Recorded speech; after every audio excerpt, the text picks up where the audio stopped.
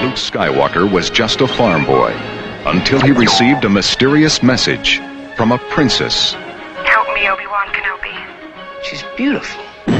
Star Wars, starring Mark Hamill, I'm Luke Skywalker. I'm here to rescue you.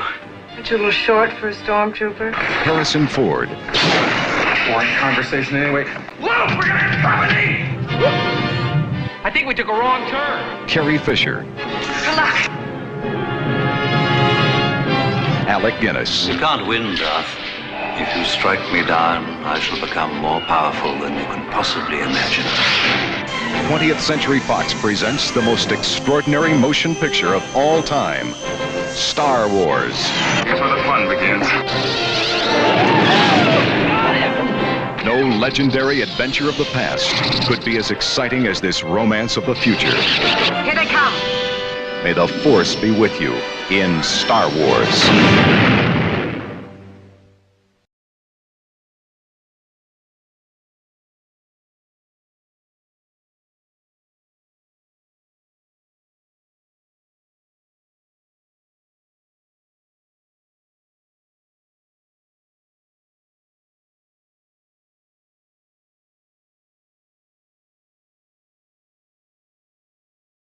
This is where the fun begins.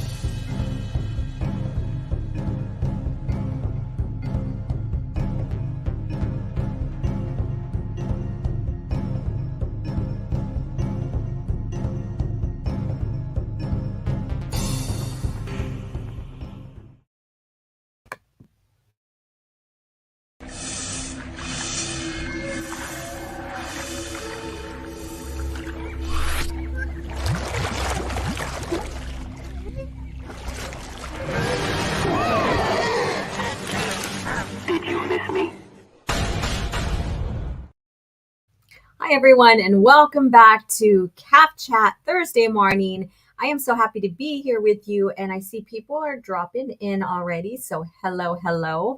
And so, first of all, what's in your mug? What are you enjoying this morning? I can't even talk. Just beginning, and I can't even talk. But what are you enjoying this morning?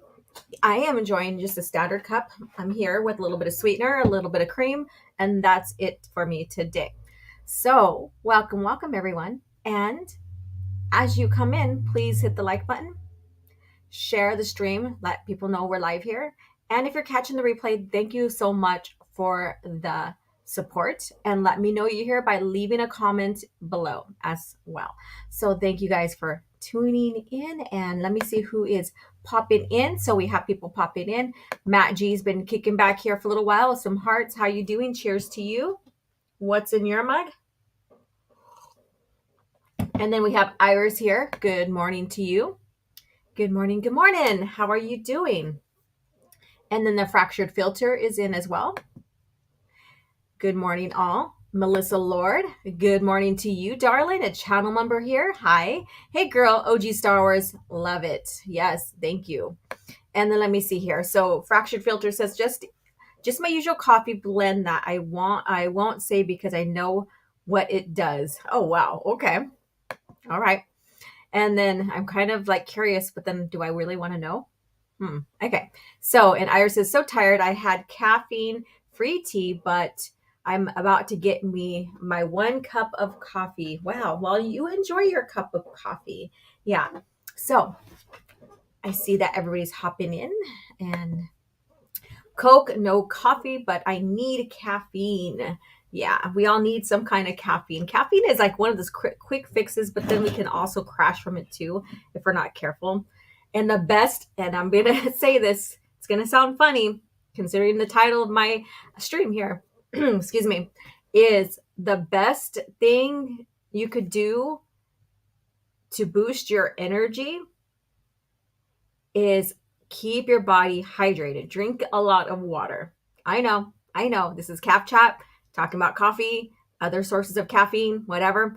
But when you are fully hydrated and you are drinking enough water throughout the day, your body is going to respond to its potential, I guess you could say. It's almost like you're oiling your body, like you're, like a good oil, like if you're a machine, tuned up good oil. Well, water is like that for our body. it helps nourish, it helps regulate the digestive system. It also helps regulate and like the fluids in our body, like the blood, all of that. I know I'm not trying to do it like a lesson of water here, but that's just what I'm saying. That just came to my mind.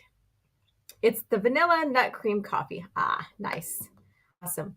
So today we are going to discuss, and I have my first question at the bottom of the screen there. Who is your favorite underrated character and why? So today we're going to discuss underrated characters in the Star Wars lore.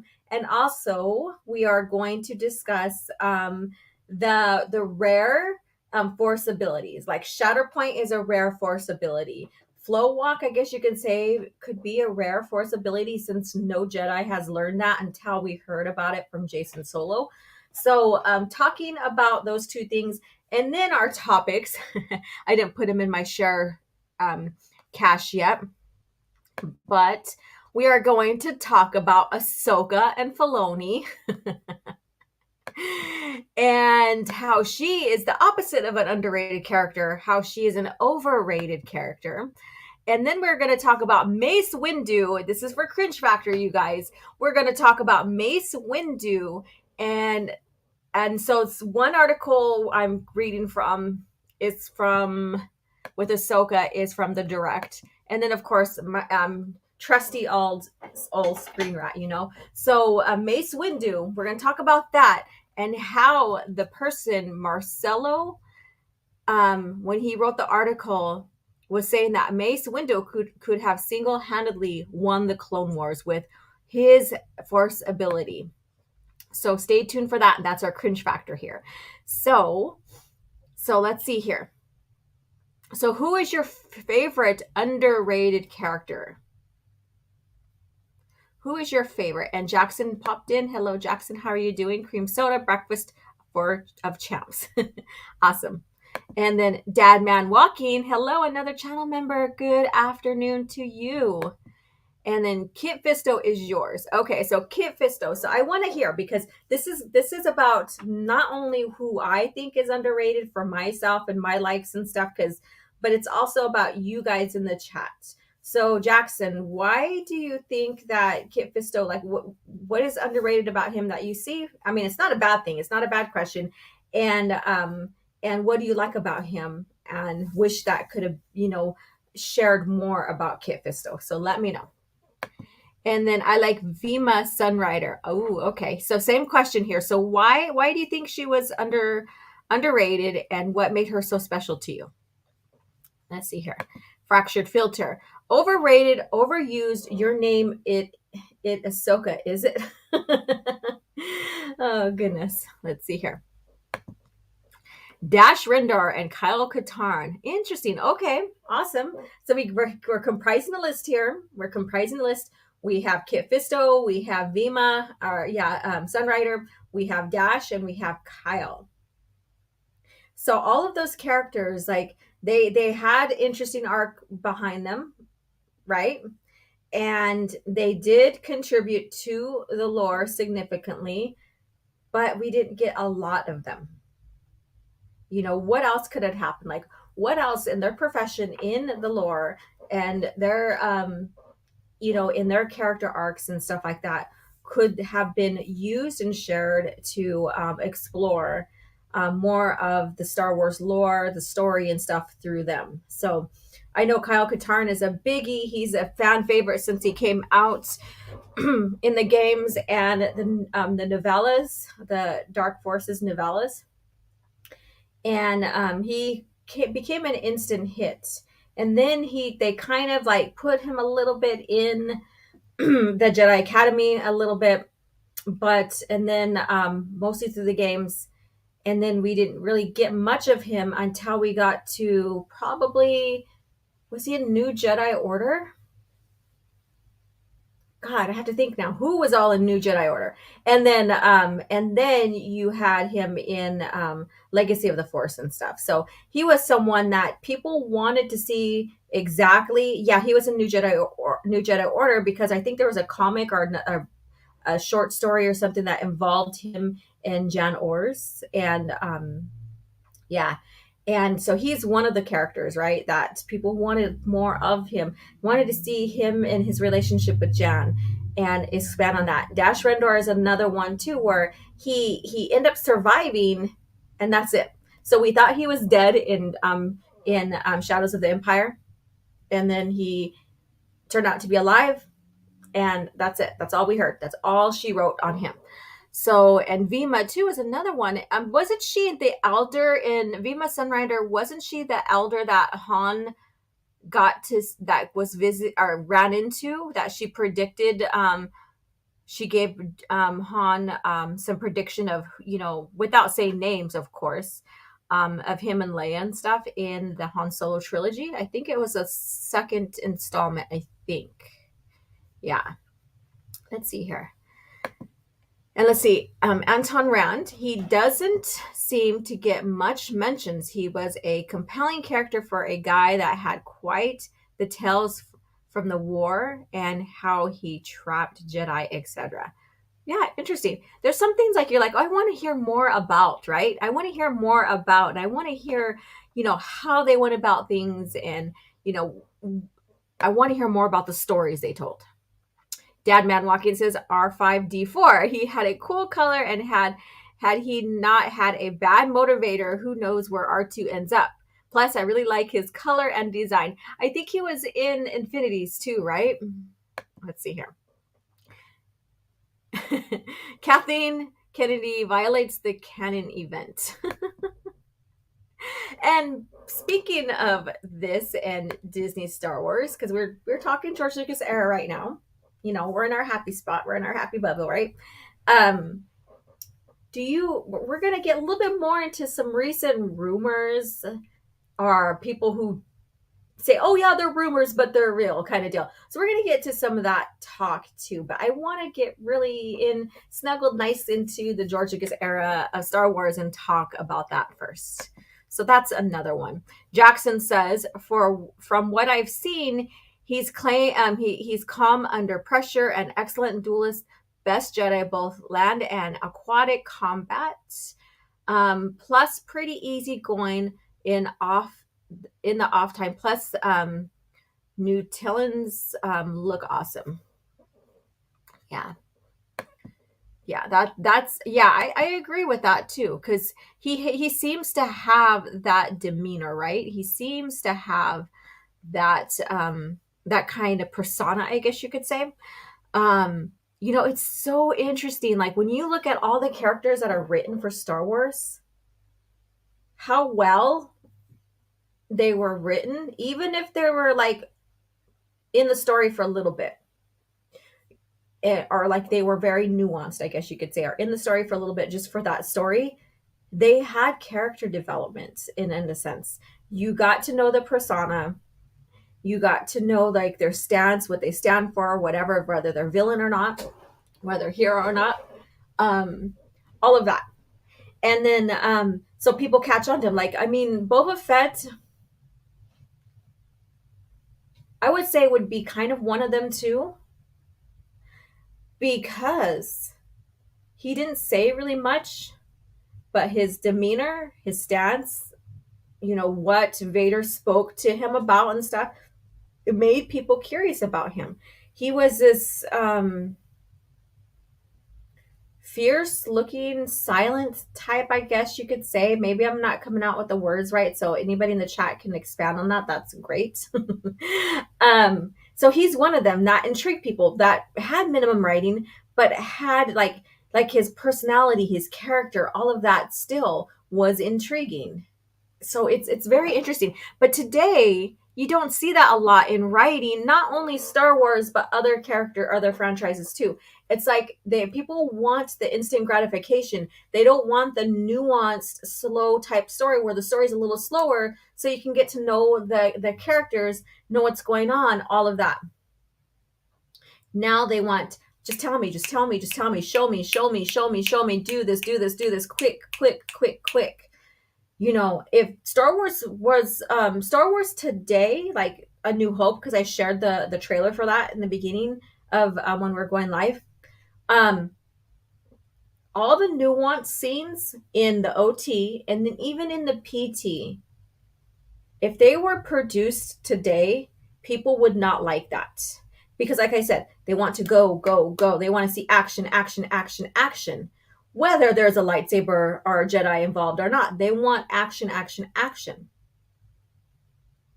You know, and with the expense of nuanced, slow stories. So, you know, I'm not trying to get into that type of area of conversation, but still. And then Zejor, another Shadow's characters, is a highly underrated villain. Yes, and then George used him for the PT. My hair is like weird today. It's like I slept with the bun in my hair, and I was going to go ahead and curl it out a little bit just to kind of make it look decent, and I just said, whatever. But yeah, so it's kind of all over the place. But he was used in Attack of the Clones. Yeah. So he's another character that was brought in from the EU, and of course back to Dash Rendor. You know, his ship Outlander, Outrider, whatever. Sorry if I got it wrong. I'm always getting that name wrong. It was used in the special editions too. So, you know, it's a fallacy to say or believe that George didn't care for the EU characters, that he didn't want anything to do with them, like all that talk, because he used them to world build and stuff. He is the one who helped create and link the movies that he created to the novels and the games and the comics and all that he hired people to write. So there was a synergy of lore going on, one single history going on, because it's not a multiverse like people want you to believe today. Maybe Disney Star Wars has been heading that way, but traditionally Star Wars in itself is not a multiverse. Never has been. When you look up the timeline, if you want to look up the books and where they fall in the timeline, you know, according to the history of Star Wars and stuff, and where you want to read and all that, all of it's one timeline. Like even the movies are in that timeline. I have never seen a timeline made yet with the comics. I think that's a task to do, but I do have like the comic what do you call it, the comic source book behind me in my shelves there. And I know I see a super chat. I'll get to you. And it kind of has the timeline for that. So I was thinking, I know it's a task, but that would be interesting for like someone like me to go ahead and place the comics where the novels are at too, in the same timeline. So you have the comics, the novels, and the movies, and share it with you guys here on my platform. So that's a task in itself, but I think I want to do that. And Zim is here. Hello, everyone. How are you doing? And what's in your mug? What beverage are you enjoying? I know everybody's reporting from different areas of the United States and even out of the United States. So wherever you're at, I hope you have something yummy to drink and you're sitting down comfortable. And the question here is, who is your favorite underrated character and why? So let me know. Ira says, I think so, and she might have blessed the kids. When she was young, she was very determined to become a Jedi, despite her mother's objection. She was just so darn cute. Yeah, I think that's her. Yeah. And that was an interesting little plot line there. I guess you could say a little bit of story there. Vima, you know, Han running into Vima, and she's like intrigued by him. And she's like, oh, you know, I see, you know, and she sounds like one of those little fortune tellers, you know, one of those fortune tellers. I see a love and I see hard times, but you know, you will get wealth, but not wealth of like, you know, I'm paraphrasing, but like wealth of money or material things, wealth, but wealth through love, you know, kind of deal. So that was very interesting, you know, because she even said, I see a woman, a love in your life, dark hair, dark eyes, blah, blah, blah, blah. So that was very interesting there to have that. All right. So thank you so much, NB Geeks Bar and Grill. $5 super chat. I appreciate the support. I appreciate all of you guys being here, super chat or not. But thank you so much for the $5 super chat. I find it hard to believe that Rey is going to get her own movie after the summer. Disney is about to have 3 massive flops. the thing is like, do I want to see this massive flops, or do I want the movies to happen and the shows to happen and they flop that way? I don't know. So, or even if they don't, this is their lore now. This is the direction they want to go. Sad to say, and it's just the state of Star Wars, I guess you could say, or the brand that's called Star Wars, or whatever that used to be Star Wars. I don't know, but I'm like, I'm stuck. I want to, I'm like, I want to see them canceled, but then I'm like, well, no, let them happen, because fans. I'm gonna sound like one of the cynical people. Sorry.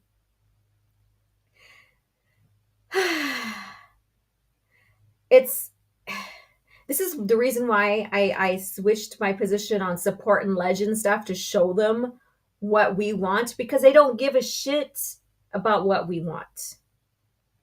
So instead of doing that and going down that road of like activism, I guess you could say, or standing your ground, or whatever you want to call it, don't give them money. But the thing is like, there's so many people who are anti Disney Star Wars and the direction they're going, but they'll still pay to go watch it so they can report back. So they can be on top of their format, their platform that they're creating, which fine, whatever. But the thing is, the more that we put money towards, excuse me, sorry, damn, towards that show, that movie, or what have you, that product, the more we are saying we support you with the dollar. We can hate your guts, but as long as we hand the dollar's the one that does the money is what does the talk, right? The money does the talk, not us being vocal right now, like me right now. No, it's the money. They see money, they see dollar sign, that's their language.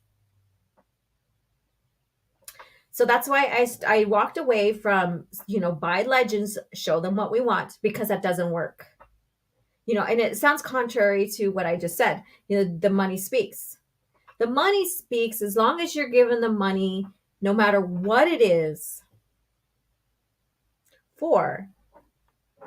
As long as you give them the money, they think you're supporting their direction, where they're going, what they're doing with the lore. Doesn't matter what product you buy, what end, the good stuff that is original lore that's labeled legends now versus the content coming out. As long as you keep giving them money, they will keep producing. So anyways, that's my thing there. However, I've always said, you're going to do what you need to do for yourself. You're going to watch what you want to watch, right? So you do you, but that's my stance. Diddley Squat says they are rumors, rumored not to be rumors. Yeah, we'll get into all that pretty soon. So we're talking about the characters right now, and then we're going to come into the Force here. Becky Brown, how are you doing? Hey, OG, hope you are doing well. Would Force transfer be considered a rare power or a lost ability? Just had surgery yesterday to remove a lump in my neck. Oh my God, I'm so sorry. You are the second person I know within the last few months that had surgery on the neck, removing, something, so like a lump or whatever. So my heart goes out to you. I hope you're recovering well. And thank you for being here and hanging out with us. And I hope you're comfortable as well. So Force transfer, I think for the Sith, yes, that is something that is a dying art, or that only a few could do it and then it got lost. So I guess you could say for the Sith, Force transfer, yeah, that could be a rare, even lost, because rare can be lost. Like it was used not by many in the past and then it was lost. So yeah. Clint Eastwood is in space. Clint Eastwood in space. Let's see here. And I want to know who you're talking about Clint Eastwood in space. I'm lost on that. I never got the appeal of him, but that is just me. So let's see here. Probably talking about Boba Fett. Okay, but Boba Fett in OG has silent, deadly, and kind, sexy, despite not being able to see him total bad boy. Well, there you go. See, and I like how I described, and others can give you a broader picture because we're all going to see something a little bit different. Space Cowboys, the Sentinel. There we go. Space Cowboy. Okay. Zim says favorite underrated character, Des Jenner from the Dark Times comics. Oh, Das. I mean Das, not Des. Yeah. Okay.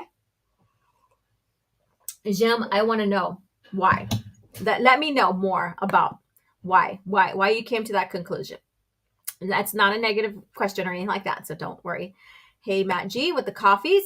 I miss good strong men in movies. All these Lucasfilm movies are just having women be the strongest, and that's the thing. If they would have just written a woman as a protagonist or whatever, without coming out with the stance of like, oh, well, movies, especially Star Wars, has never had a female protagonist, and we want to make the women feel included, blah, blah, blah, blah. If they would not have been preachy with their agenda and just written it and showed us what, gave us a glimpse of what the story is going to be about, I think there would be no problem. Because that's how George did it. Look at Leia. Right? And then when we got the EU books, and we got to introduction of like Mara Jade and all these other female characters, like even Jan Ors in the Dark Forces. There was not this extreme baity, like, oh, well, we wrote these women so other women can read and they can feel included. No, there was not that agenda, propaganda talk, I guess you could say. It was just done organically. In a fantasy where I guess you could say race doesn't matter, and not so much sex, as in women are portrayed as feeble, weak, like they have to rely on the men. There's a lot of women in Star Wars that hold their own, like even Merrick's Tarek, Booster Tarek's daughter. She holds her own. So, we have a lot of those characters. And then when they're raised by strong women like Jaina, and then also strong men, because in the original lore, Han and Leia stayed together. They raised the kids together. We know, if you read the history of the children, the Solo kids, yeah, they were kidnapped like how many times? I lost count. I lost count. But, they were raised by two strong women. Winter was Leia's help, and then Leia, and then you had the father Han, and then you have the uncle Luke. So they had a lot of influence, of people who are confident, can hold their own, self-assured, which is another word for confident, I guess you can say. But yeah, so you see the character as such, but then you also see them go through trials, go through failures and stuff like that. So with today, I think that what irks me a lot, and I think Becky might feel the same way, is how they advertise these leading women that they're bringing into the lore as protagonists. And it's very contrived.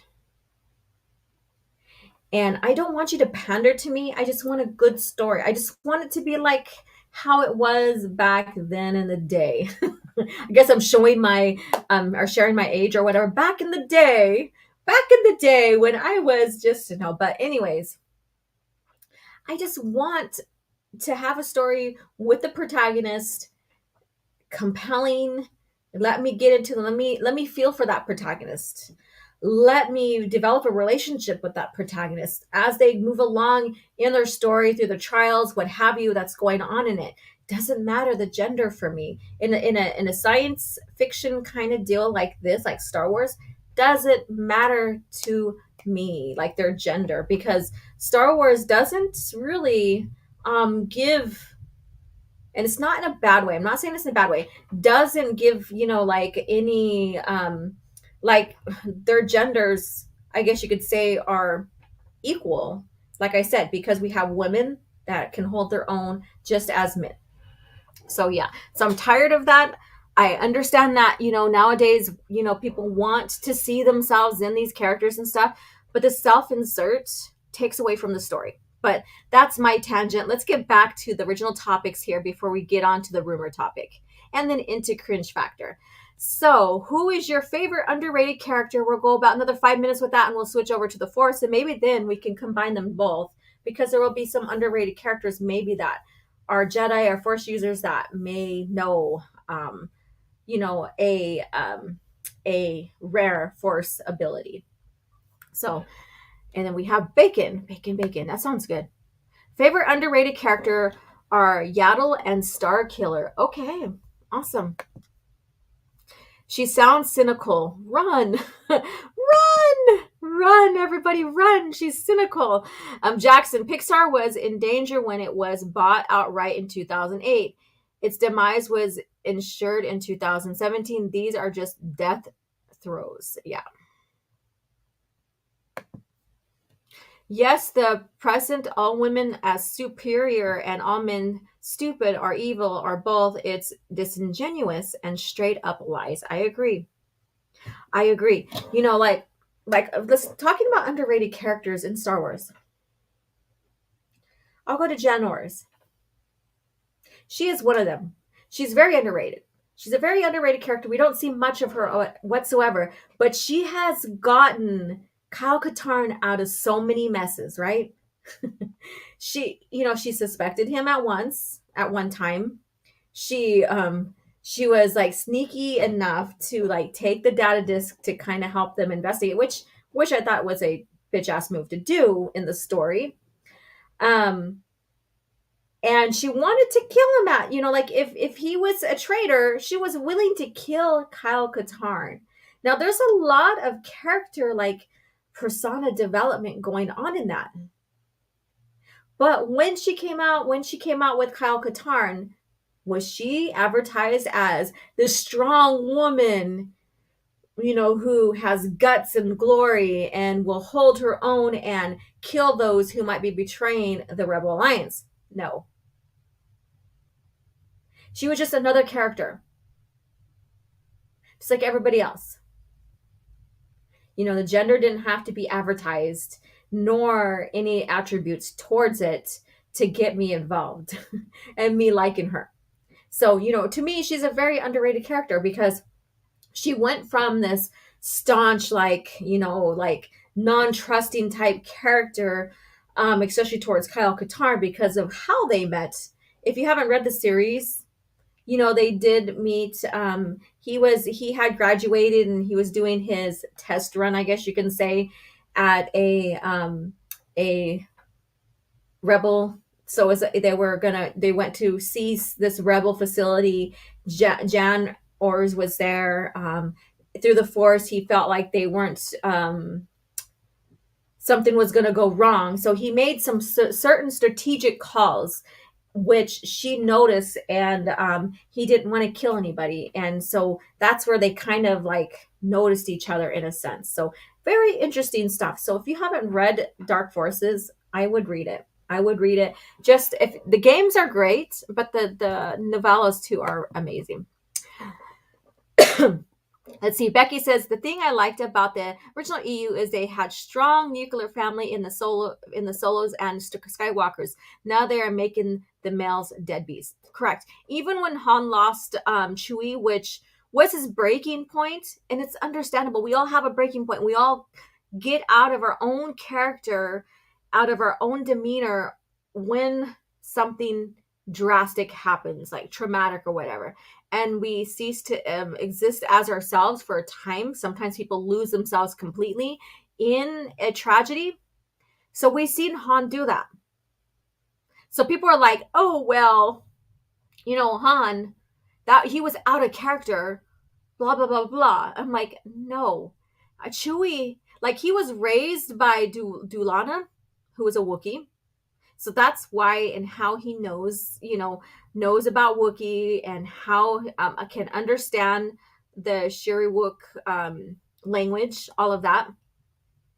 And then, he had these moral standards. He hated slavery and stuff, and he ends up saving Chewie from getting blasted when he was, a prisoner, a slave. And from there, he rescued him. And so we have the life debt. So they've been together since like during the dark times, I guess you could say, the early stages of the dark times in the Star Wars history. So they have a lot of history. They're like brothers. So losing your brother, like losing the mother figure who was a Wookiee, and then having your brother, having your brother, being killed, helping save and get you guys off the planet Serpendel. And then knowing that there's nothing that they can do for him, accepting his fate because he knows he made sure that his loved one, he basically, honored the life debt. He faced that moon head on. Imagine that, knowing that your loved ones are safe, that you protected them from dying, and giving your life, and knowing that, in your heart, that everything's going to be okay for them. Faced death head on. That's badass. But for Han, he loved Chewie so much, like his brother. Seeing him die, or exploding with Serpendel, with the collision of the moon, that's going to take a toll on you, and then thinking that maybe your son may have been able to rescue him and stuff like that there's a lot of like stuff going on in his head and stuff. But anyways, we're not just only here talking about that. And I know Han and Chewie are not an underrated character either, but that's just like going to the examples of character attributes and stuff like that, and and all of that. Yeah. So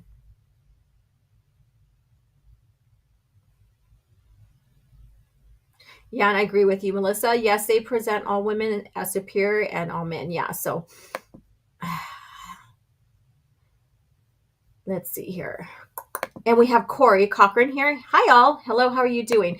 So, okay, so keeping this question going here, I'm not going to scroll the next questions, but like I said, I want to make this a discussion between you and I, instead of just giving my own opinion and my own thoughts. Soul Assassin's here. Hey, that's okay. That's okay. Share with us who you think is your underrated character, like a character you like that's you feel is underrated, and why. Yeah, and then so with that, I'm going to keep that scrolling. Keep it scrolling. And then okay, so let's go to the Force ability. So because Shatterpoint's going to be a topic coming up, and so I'm kind of like sharing exactly what's going on with Mace Windu and why he could have saved or defeated or won the Clone Wars single-handedly. That's part of Cringe Factor. But Shatterpoint is one of them that is basically a rare Force ability. Now, do we have a list of like other people that may have known Shatterpoint? No. When Shatterpoint was created in the lore, it was basically specifically Mace Windu. But my thing is, okay, so since Yoda is the most powerful Jedi to exist in that time frame, does Yoda know Shatterpoint? That's the thing. Does he know Shatterpoint? Like can he harness? He knows it, of course, but can he harness it himself? Can he use it himself? So with that being said, what Force abilities do you think are rare? Or what rare? So there's, I guess, 2-point questions here. What rare Force ability do you like that maybe you wish you could see a little bit more of, or at least the people who knew how to use that Force ability use it a little bit more often? Once we get to the post Return of the Jedi era and we see Luke start developing more and more in his abilities and stuff, we know that there's a lot of stuff he can do.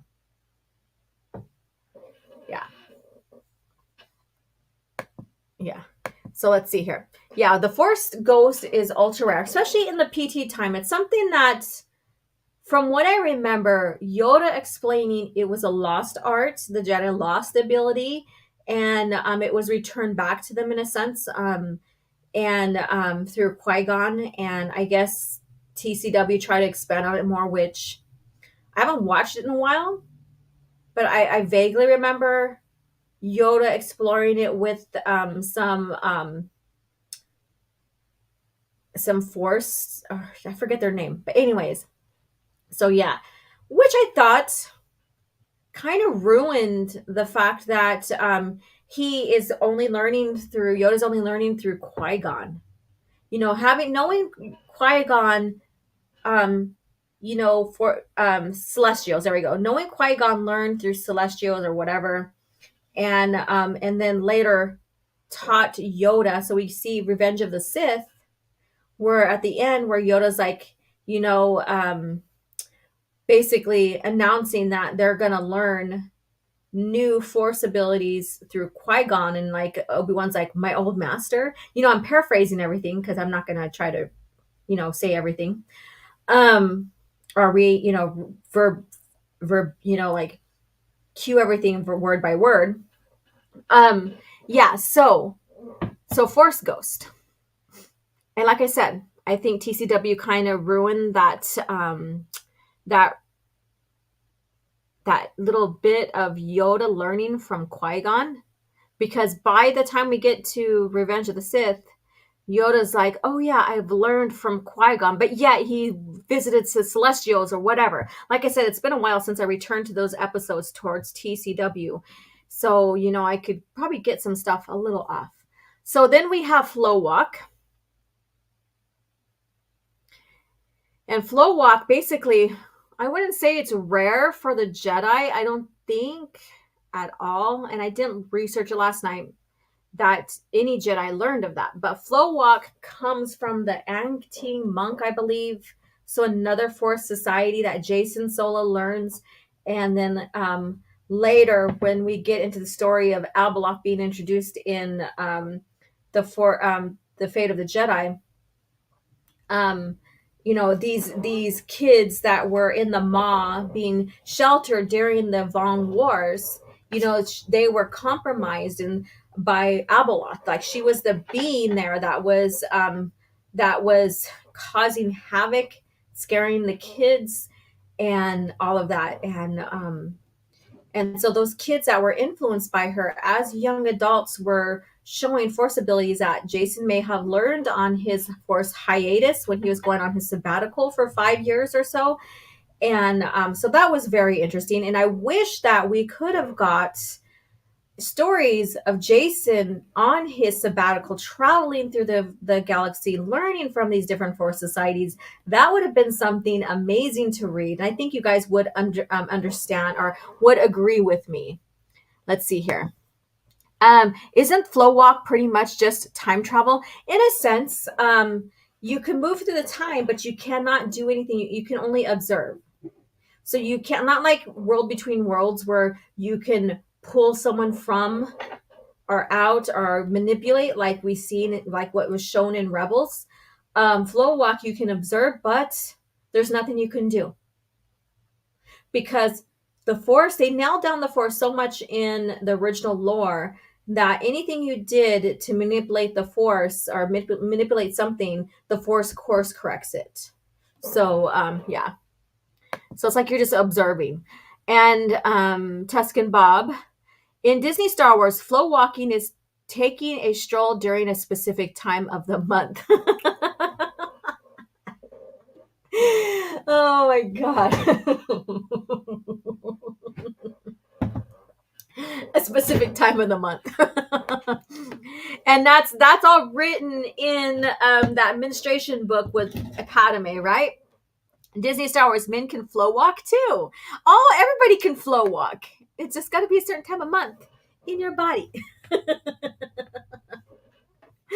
Oh my goodness. So what other Force abilities that are rare do you want us, would we consider the what is it called? the judgment lightning, I guess you can say. Would we consider that rare? Because not because either Jedi were excuse me, my voice keeps going harsh. Jedi were forbidden to use it, maybe in the PT, but that lightning, that judgment lightning, where Jedi can use Force lightning, but how it's used and its strength is very different than the Force lightning that we see like Palpatine and stuff use. So Force cloak, there we go. To be electric judgment. There we go. There he goes. Electric judgment. There we go. I was like Force judgment, Force lightning judgment. Yeah. Jedi version of Force lightning. Yeah. Force cloak to be invisible. That's one thing too. And then the electric judgment. That's another thing. Yeah. And then so far, Plo Koon only knew electric judgment. Yeah. Until we get to, of course, Luke. I think lore-wise or story-wise in the production of Star Wars, was it Plo Koon that used it first when the authors written it, or was it Luke? I'm trying to think. Yeah, I think it's a hard thing to do. I'm trying to figure out if, yeah. So, and then see here. Yeah, so I think it's interesting. I know that the people have a lot of feelings like when we get into the post Return of the Jedi era and seeing Luke evolve and seeing the Jedi evolved,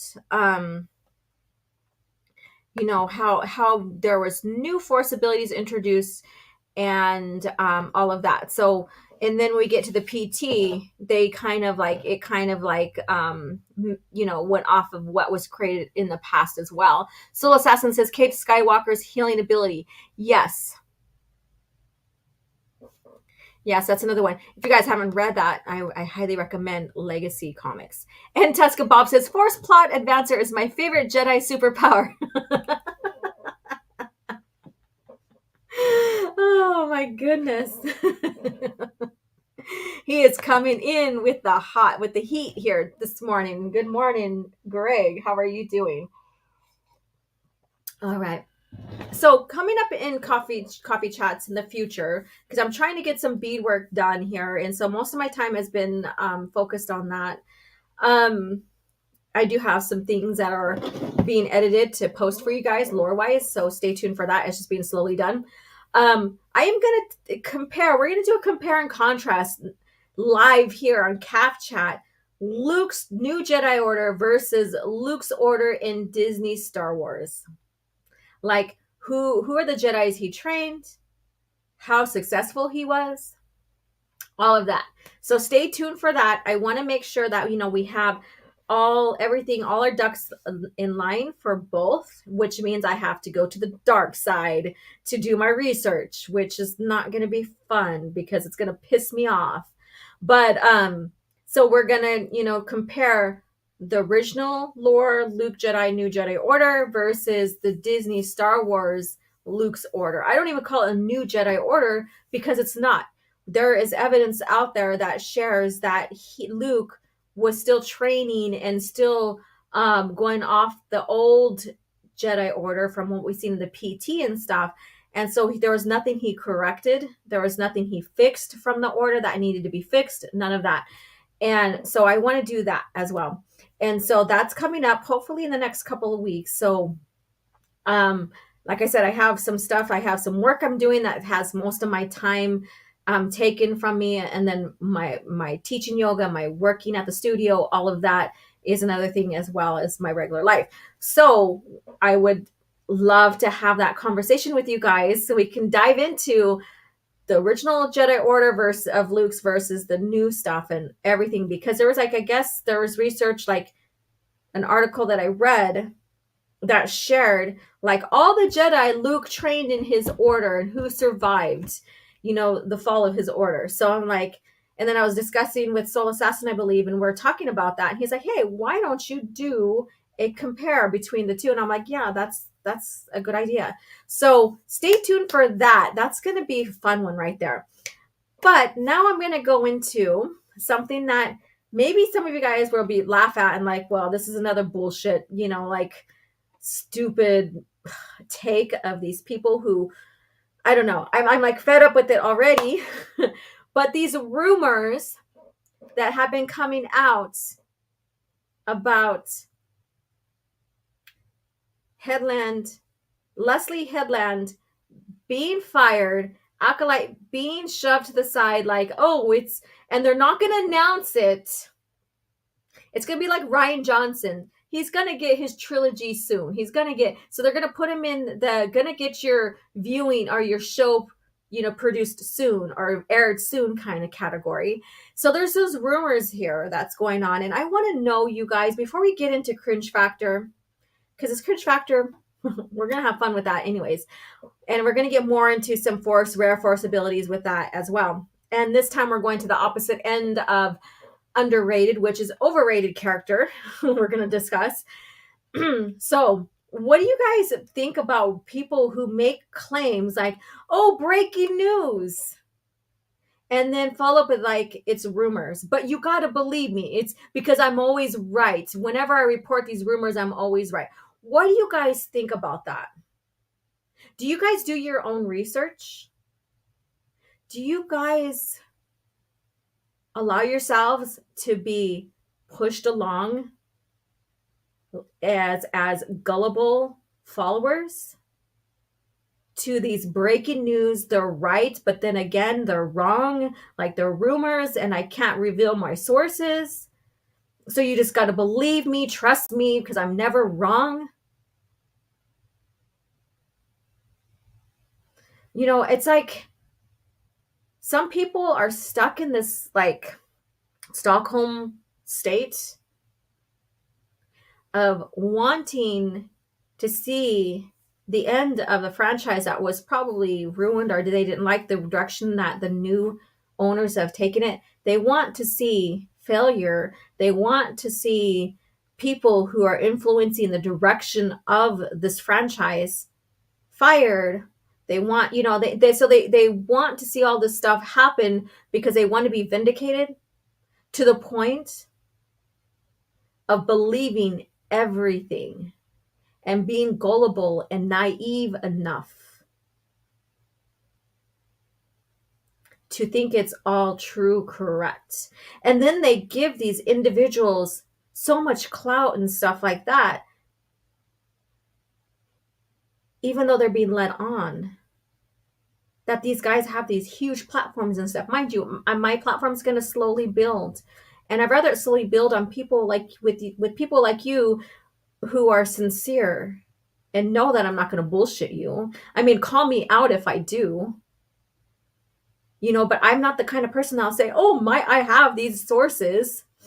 My sparrow, this little bird on my shoulder told me, well, this other bird on here is yelling at me like, don't be talking shit, don't be saying rumors. And this other bird is like, oh, these interesting stories. Like it's like these head games, you guys, because they're preying on how you feel about the franchise and the direction it's going. And these guys are story writers. So imagine that. They're story writers. They are actors. Like to have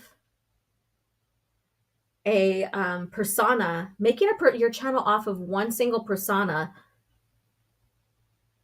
and carrying on that way and entertaining. They are actors. They are writers. So they can exaggerate. They can tell these huge stories and it all be false. Yet people believe it's true. But take it with a grain of salt, because I can't really tell my sources because I don't want them to get fired, because they're my only links to this, and this, and they're up in the higher chain of command that makes decisions.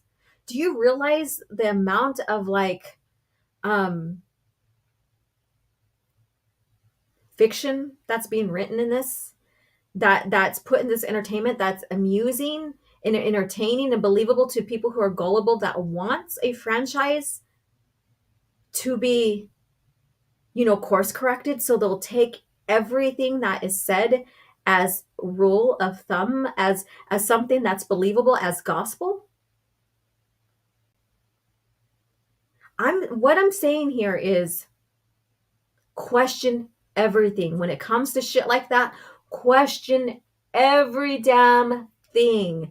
Ask those questions. Even if, they're going to have their minions come and attack you. Question every single thing. Because when you hear these exaggerated stories with code names called Sparrow, and how loony they sound when they talk about it, and making up contrived stories of like, oh yeah, well, past creatives like 5-10 years ago are now being asked by Disney to pay them, give them money back because they overpaid them for their production, for their service. What? Oh, but I can't say who they are because my sources, because then it's going to compromise them. What?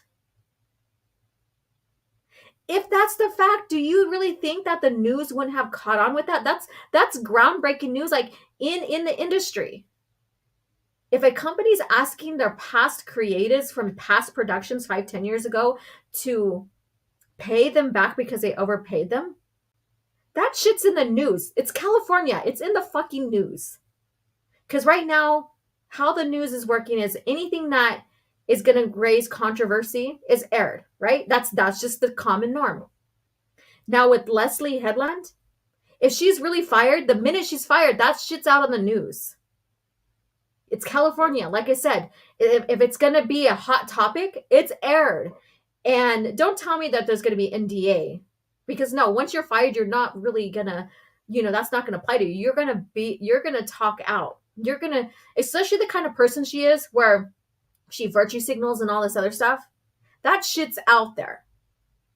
So if she's really fired, how come I'm not hearing it on my end? I live in California. How come it's not out there? Oh, and Disney's a huge company, so it's not just California, right?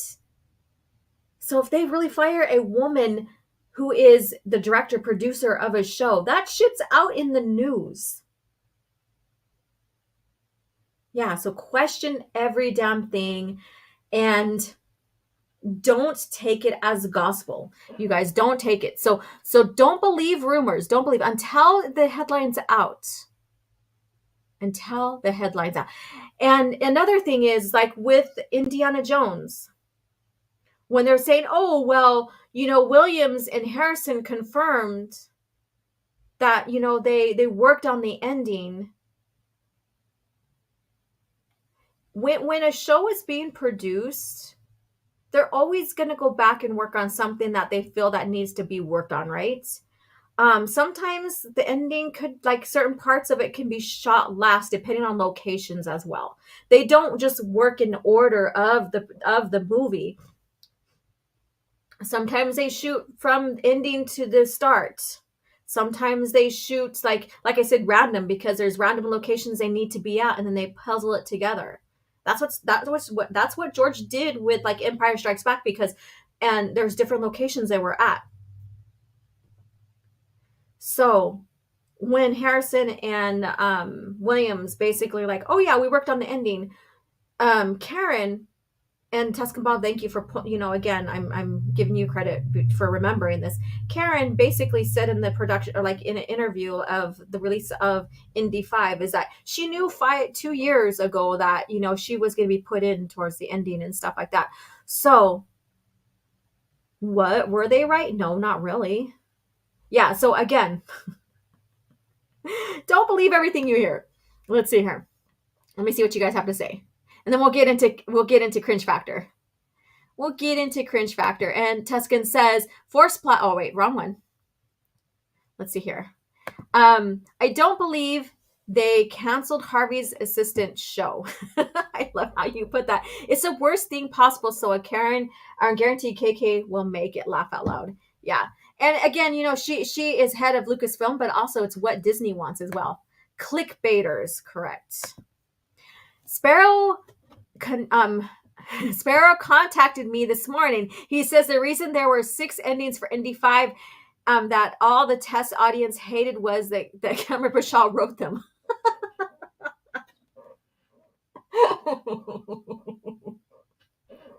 Oh my goodness.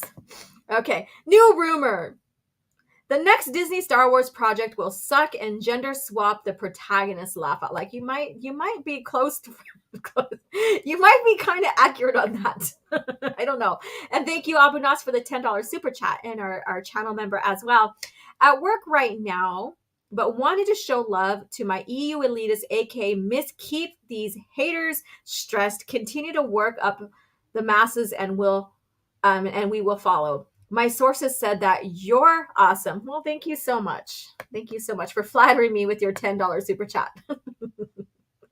All right, Melissa Lord. Actors and writers in Hollywood equals liars, all of them. Yes. And then Abunas, question every damn thing.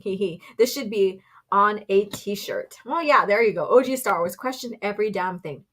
The anonymous gamer says it's like the stories where Disney plans on selling Star Wars back to George Lucas. I don't believe these rumors. And that's another thing too. Like we haven't had CAF chat last week, and that was a time frame back in like a week ago that George Lucas is buying Star Wars again. Like he's finally, bringing the product back to him, but yet it's not even, there's like nothing in the news. If that was true, if George was thinking of buying, that would be in the news.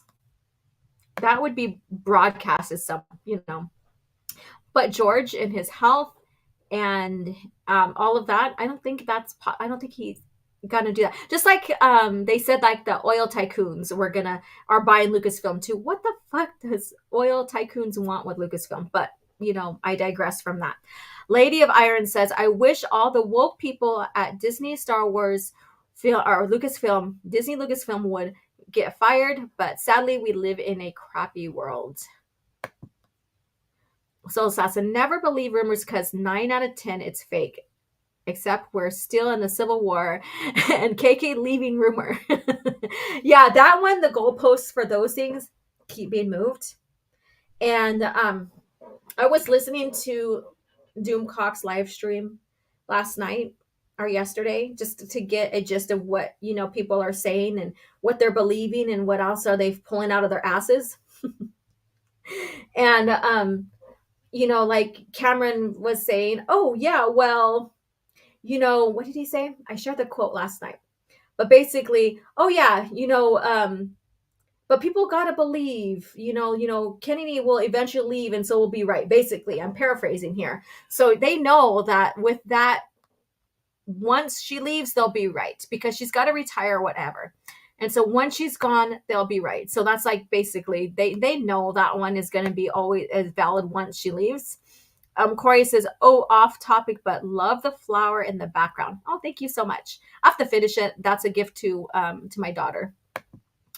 Hey, Soul Assassin. There you go. Tuscan. Amazing how doing any work on a movie between principal photography and release date now constitutes a full-blown reshoot that automatically confirms everything or explains away all the wrongs. Yeah. And that's the thing here. There's always going to be, a type of reshoot, whether it's fixing like scripts, fixing how the background looks, like reshooting because maybe the quality wasn't up to par, what have you. There's always going to be something where an actor and actresses are going to be called back to redo because the quality in some way, shape, or form is not where they wanted. Or maybe they wanted to change the direction of a script, which the script still would be relatively the same.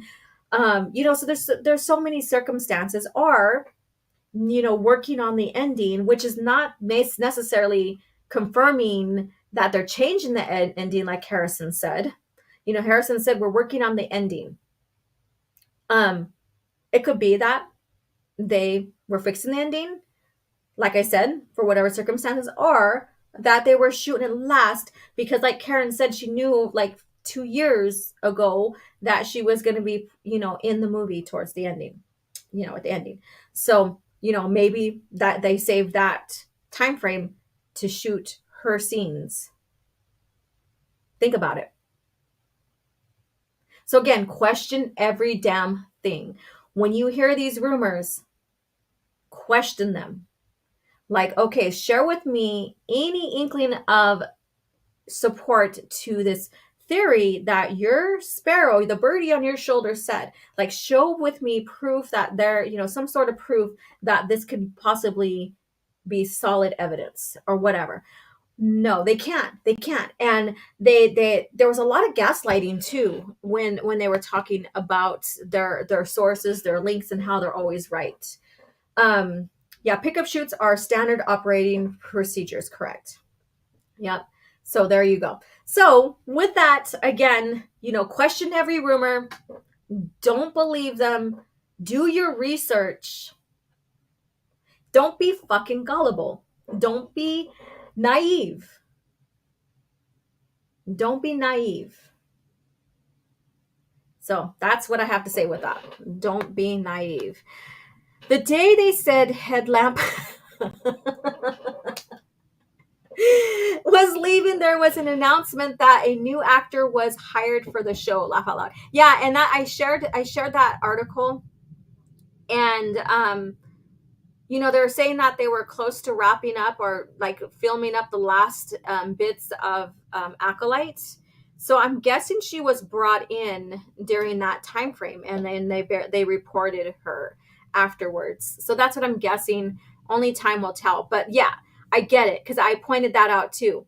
They announced that Headland's done, the show was canned, but then they still advertised, a new actress that came in during the last of their shooting of the series. Yeah. So that was kind of weird. It's like, first of all, weren't you just disproved with, having an actress coming in and stuff like that? So who knows? Like I said, question every damn thing and go with that. So with that being said, let me pull up these links here, because I usually have them already ready to go, and I didn't do that when I got the stream ready. Let's see here. Where is it at? There we go. Let's see here. I just want to. Oh, there we go. There we go. Got it up there. Got it up.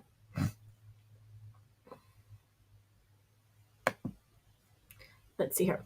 All right. So let's get into cringe factor. And usually I play the little segue clip, but this time I didn't. You can tell that I'm out of practice. Ha ha ha. It's been a whole week since I've seen you guys. So here we go. So uncivilized. So uncivilized. I agree. So we have this here. This is something I was like last night while I was beating. I was like, I'm going to take a break. I need to find some cringe factor articles here. And Screen Rant and CBR and sometimes the Direct are the ones that can loan you some wonderful cringe factor articles, right? So we have this here. And I was sharing with Soul Assassin, my moderator too. Various potential cringe factor articles. I mean, there's some stuff in there. I'm like, what the fuck? Yeah. But I decided, since, I'm like, okay, so what lore topics are we going to talk about? I was like, well, sometimes I base the lore talk off of like what we're going to be talking about in cringe factor, so that you can see like the true Lord's intention of, or the true, Star Wars intention of lore and story versus what Disney's doing. And so you can compare and contrast for yourself and get the true lore versus the stuff that's being produced today. And so this kind of goes there. Maybe this is more on a theory, but this theory will lend to some cringe factor. So we'll get into this. So one Jedi general could have won Clone Wars. So why didn't they use him? So they're trying to be all mysterious about this until you read into the article, but I'm just going to spill the beans. It's Mace Windu. So one Jedi had a special force power, and this goes into our lore talk about like rare force abilities that could have won the Clone Wars for the Republic relatively easily, yet they were rarely on the battlefield. And this is by Marcelo Lait, or however you pronounce his name. So again, they're trying to be very secretive here with who it is. Like, well, let's make this mysterious. Like, who is it? And so it's Mace. So one famous Star Wars Jedi could have won the Clone Wars for the Republic, but the Jedi Council barely used him in them in battle. So now I guess Mace is a them. So barely used him in battle. So with that being said, Mace was on the council. He was like one of the leaders in the council. You know, he was, I think at one point, was it Grandmaster? There's another title just below Grandmaster that you can hold, and I can't think of it now. But he turned down those titles, but retained his status, I guess you can say, as one of the leading, like one of the leaders of the council, I guess you can say. And I'm pretty sure Soul Sesame or someone may have said, "Oh, it's this, Alora." But anyways, so his thing was he was the leader who helped with strategic planning and communicating between, you know, the council and the government, right? So that's why he wasn't on the battlefield. So let's go ahead and go with this. So the Clone Wars were first mentioned in the original Star Wars movies, yet George Lucas would only revisit it 25 years later in Star Wars Episode 2, Attack of the Clones. The Star Wars prequel trilogy did not actually show much of the Clone Wars. No, it did not, because it just set up to why and what happened, what was going on during that time. So even without TCW and us getting that, I wouldn't have minded not being a show whatsoever. And you guys may agree with me or not. Now, Tartakovsky Clone Wars, I like that better. But despite like all of that, if there was no Clone Wars shows, then I would have been okay. But the Republic comics and stuff like that, and all the like the reading material, I don't know. I think like I said, Tartakovsky is Clone Wars is a part of the multimedia project for the Republic, for the Clone Wars era. And I really recommend that, and I really love that. Way better than TCW. You know, so, but in general, like for the shows, if we didn't get any of them, I wouldn't have mind. Especially TCW, is what I'm trying to say. It wasn't really necessary. It just expanded on the time frame between Attack of the Clones and Revenge of the Sith, which is like 3 years. So like the Phantom Menace and Attack of the Clones are like 10 years difference. You would think that maybe we would have got a little bit more expansion on that. There are some novels in between and all of that, which is good and stuff like that. But they really, really saturated. It felt like the Clone Wars era or time frame was more saturated and didn't need TCW Filoni to be successful. So if you guys agree with me or not, that's okay. But that's how I feel about that. Clone Wars offered an extended George Lucas canon look at the Clone Wars timeline. You just love it how it says George Lucas canon. The Clone Wars, any of the Clone Wars development, whether it's TCW or Tartakovsky's or whatever, was never part of what they call the hierarchy of canon, G canon, which was, so it's never part of that. Set between Attack of the Clones, blah, blah. So they're giving us a range there, which we already know. So now we're getting to the gist of things. Most Jedi include recent graduated Padawans were sent to the battlefield. However, the ideal Jedi to fight the Clone Wars spent most of the conflict away from the battlefield. So again, Mace Windu's force power could have won almost any military campaign. And so his force power, his force ability, and what do you think that is, chat? What do you think that they're talking about? In the Star Wars expanded universe, which was labeled Legends, whatever, Mace Windu had a special ability known as Shatterpoint. So there we go. So they're saying, this author is saying that if Mace would have went out there and used Shatterpoint at every campaign that he was at, he could have won. He could have won the Clone Wars single-handedly. But does this person understand what Shatterpoint is? Shatterpoint takes concentration on an object, on a scenario. Like when you read through Revenge of the Sith novelization, he talks about reading the shadow points, like those lines that link, and those cracks and lines that link Obi-Wan, Anakin Skywalker, and Palpatine together. Like they're one big shadow point together, like they're affecting each other. You know, so, but that takes concentration, all of that. Now imagine using that in the battlefield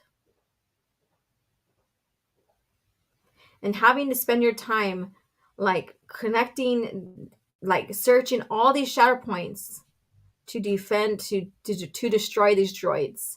That is impossible. That is very much impossible. Let me see what you guys have to say. Let's see here. Let's get back here.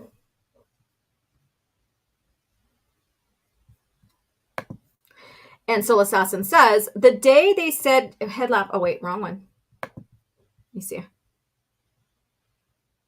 But by the standards of the Rumors Mongers Network, every movie could be claimed to have reshoots, and therefore every rumor, no matter what absurd, is confirmed. There you go. Master of the Order, something like that, you guys. I forgot what it's called. So there's the Grand Master, and then there's another title. Yeah. So let's go back to the article. So Mace Windu's Shadow Point essentially allowed the Jedi Master to identify and explore the weaknesses of any opponent during any situation. In other words, Mace Windu was the perfect Jedi for any type of military conflict. For years, whether Mace Windu's Shadow Point ability to fit into Star Wars, Disney Star Wars canon was a mystery. After some confusion, Mike Chin's Brotherhood left no doubt that Mace Windu's Shadow Point power exists in the current Star Wars canon.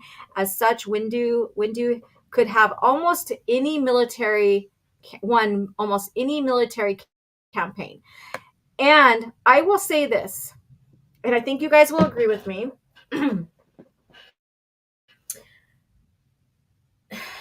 The Force is not a superpower. Well, it never used to be. And everybody had different Force abilities. Not everybody can harness the Force the same. That's why Mace Windu was one of the Depend keeps you drier than ever. Oh, so you can say yes to more than ever. Yes! Yes. Knock it off. There you go. Yeah, so shit happens. But anyways, yeah, so the Force is not a superpower, and every Jedi had their own type of Force ability. Not everybody can harness the same ability and use the same ability or have the same strength in the Force. Again, this is not a superpower. This takes concentration. This takes, a lot out of a Jedi. No, Jedis don't, and Force users don't die from using the Force. Like you see, like Luke did. But just imagine if he did. Just imagine if Mace Windu used Shadow Point in battle, and he's like really in his full potential. He's got all the light side, all the Force flowing through him, and he's using a lot of it because, of course, those on the battlefield, you have a lot going on. He's going to die. In Disney Star Wars, he will die. Why do we know that? Because Luke died. Luke died by using the Force, overusing the Force, I guess you can say. This will be the same scenario. But in the climate today, with certain agendas, and because Windu is a Black character, do you think he would have died? Probably not. He probably been severely exhausted where they have to rush him off the battlefield. So how in the hell, versus original lore and versus Disney Star Wars, how in the hell could he have used this ability every single campaign that he could have been placed into, like from the inner or from the mid-rim to the outer rim sieges? How could he have used this without overexerting himself to the point of dying. That's the thing. That's the thing. And I think that people like this author and people that are Star Wars fans now, again, wants a fast fix, wants these characters to, you know, be alive still. Like we recently just shared like Shakti and a few others that survived Order 66. And so this is the thing. Like, no one's ever gone.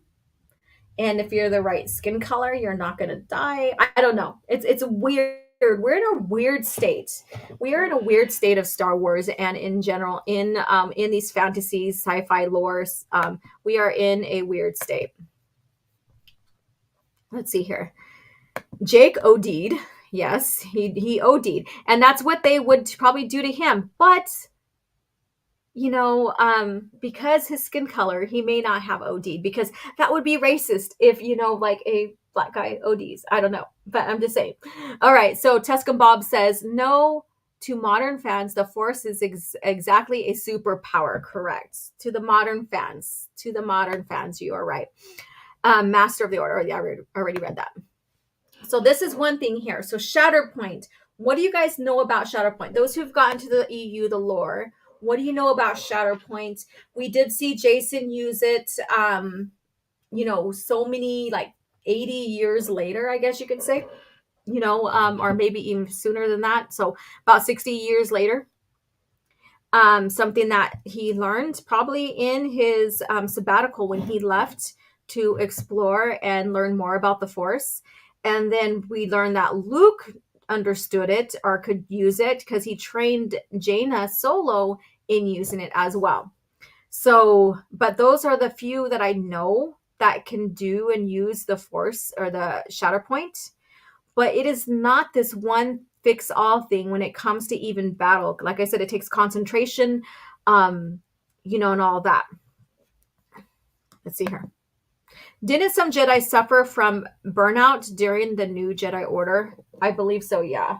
Like that you can get exhausted. Like Luke, when he was Force cloaking him and the Falcon and such in the Swarm Wars trilogy, he got exhausted. He got severely exhausted. Did he die? No, but you can get exhausted. No different than bullshit radiation, sun color, mutant genes, magic metal, etc. And then Shatterpoint lets you see any defects or weaknesses in an object or person. Learned from K. Laugh out loud. There you go. Yes, that's right, because he shattered the glass. Right, he shared the transparent steel where his father's saber was in. So it does. It allows you to see defects and weaknesses in objects, and then you can use those to break and shatter basically the object as well. But imagine Mace Windu doing that. He has to concentrate on the whole battalion, I guess you could say, of droids, battle droids out there. That's a lot. They're not staying still. They're in combat, they're shooting, they're out to kill. So how would that work with concentrating and all that? Would he have to be up on a hill somewhere looking down? How can he concentrate when they're all moving around? So there's a lot of these questions here that take away, because even when Darth Caedus used it, he had the person in front of him. He had his concentration on that one particular object, and it was a Mandalorian. So he seen the shatter points in the Mandalorian armor, and he used it to his advantage, which I thought was pretty cool, because that's one thing that is basically that can't be manipulated in a sense by lightsabers. Like, you can't use a lightsaber to puncture. And it's again, the Mandalorian armor, the Beskar Gam, is something that is very strong and durable, like one of the strongest armors in the whole galaxy. So I thought that was very interesting and kind of clever, I guess you can say. And it scared the Mandalorians basically, because he just shattered right through the armor. Soul Assassin said they don't talk about how certain force abilities take a lot out of the users, like the force rage makes the user powerful, but afterwards they're dealing with depression. Yeah, there's a lot of things that happen like with these force abilities that take a lot of concentration from you, right? You have to concentrate. You got to use a lot of your focus and stuff like that. So very interesting with that. And I think that helps out a lot with making sure that they're not the superpower, but you guys can all, come to your own conclusion with that. Tuska Bob says the shatter point for any Mandalorian is their retard empty skulls. Yes, and Tuscan Bob and his views about the Mandalorians. Yes. I expect nothing less of you, but something like that. Yeah. So I wanted to share that article. It's not that cringy, but it makes you think, okay, so Windu, he could have won single-handedly the war with Shatterpoint. Do you guys believe that? While Windu's Shatterpoint ability may sound too convenient, really, the idea of a Jedi so powerful in the Force that they could anticipate their opponent's mistakes. No, it's not about anticipating mistakes. It's not about anticipating mistakes and stuff. It's about looking into the structure of the being or the material and finding those shutter points, basically. Does make a lot of sense. A Jedi should only have to trust the Force to guide them, after all, even though the Jedi should be protectors of the peace, not soldiers. They're going back to his quote. The Clone Wars happened in time of crisis. The Jedi had to become military strategists, especially because they were supposed to lead the Grand Army of the Republic. Windu fought a few battles during the Clone Wars, but not nearly as many as younger Jedi such as Anakin and Ahsoka. Of course, you're going to throw out her name. Okay, so why didn't the Jedi Council use Shatterpoint to win the Clone Wars? Let's see what this dude has to say. From an in-universe perspective, Mace's Shatterpoint ability should have been enough for the Jedi and the Republic to easily win the Clone Wars. So how is this an in-universe perspective? Where did this in-universe perspective come from? I mean, did they have counsel like, oh, well, we could have won if, Mace went out there and used Shatterpoint easily. Anyways. I just love how they use the in-universe perspective. Anyways. Windu succeeded in every battle he was part of, yet he spent a significant portion of the Clone Wars at the Jedi Temple. Perhaps weaponizing the Force that much was a little too extreme for Mace Windu, who was opposed to the Jedi becoming soldiers in the first place. He was not a soldier, or he was not a general or commander. He was basically in the leadership position where he was a strategist. He spoke between the council, with the council, and the Senate and all that. So his position was not the soldier. Whether he believed it or not, he still did fight in the war. He still supported, in a sense, the war to bring peace. Another option is that Windu's relative lack of empathy towards clone troopers pushed him away from the Clone Wars battlefield.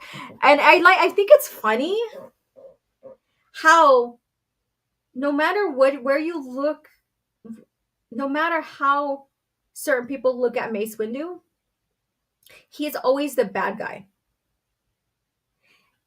When he told Ahsoka, which I thought was hilarious, one thing I liked about TCW, like the Disney version part, is that he told Ahsoka that she's a civilian. Like, shut the fuck up. You're a civilian. Get out of here. Like she wasn't privy to Jedi,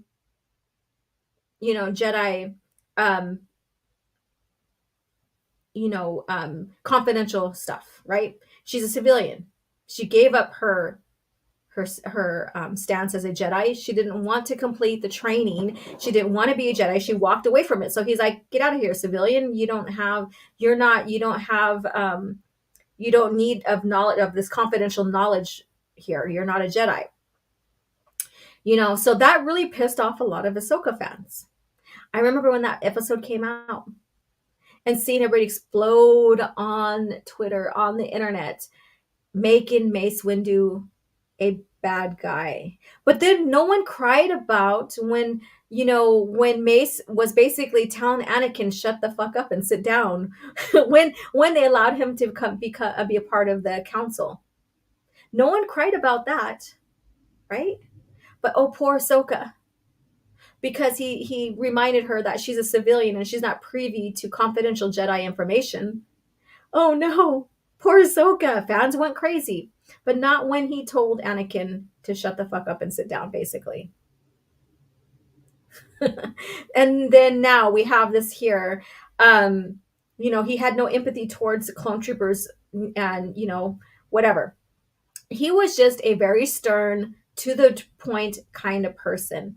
And I do have respect in people that way. Like he's no nonsense. Like, he's like, bam, bam, bam, like, I'm just going to tell you how it is. But these new fans are so fucking sensitive that it hurt their feelings that he told Ahsoka that she is a civilian. That was the best scene ever. That was the best scene ever. Let's see here. Jackson says, like frequency key that unlocks the lattice structure of material. Yes. Mandalorians make Star Trek Pecklets look like geniuses. Wow. And then that's Dave Lorians. That's Dave Lorians. Yeah. So there's this right here. So this may not be much of a cringe factor article, but I thought I'd bring this to you guys' attention. You never know what's going to happen with Star Wars these days. Like I said, they're bringing back, Jedi masters that should have been killed in Order 66 and comics and stuff like that. Who knows what's going to happen here? You're going to always find some truth in these clickbaity articles. So stay tuned for this. You never know. You never know what's going to happen. But in all reality, this ruins the characters. It ruins the stories. It contradicts the lore. Yeah. So there we go. Now let's see here. What should we talk about first? So we're going into the Ahsoka topic here. We're going into the civilian named Ahsoka. Let's get into Star Wars is lying to you about Ahsoka. And then we'll get into the Filoni bit here soon. So there we go. Nobody puts their little girl fantasy fuck toy in her place. Disney Mandos are retarded, Greg, but real EU Mandos are nothing like that. Correct. So let's get into this. So into everybody's favorite character, the one that, was basically the protagonist. TCW basically was about her, with Anakin and Obi-Wan too.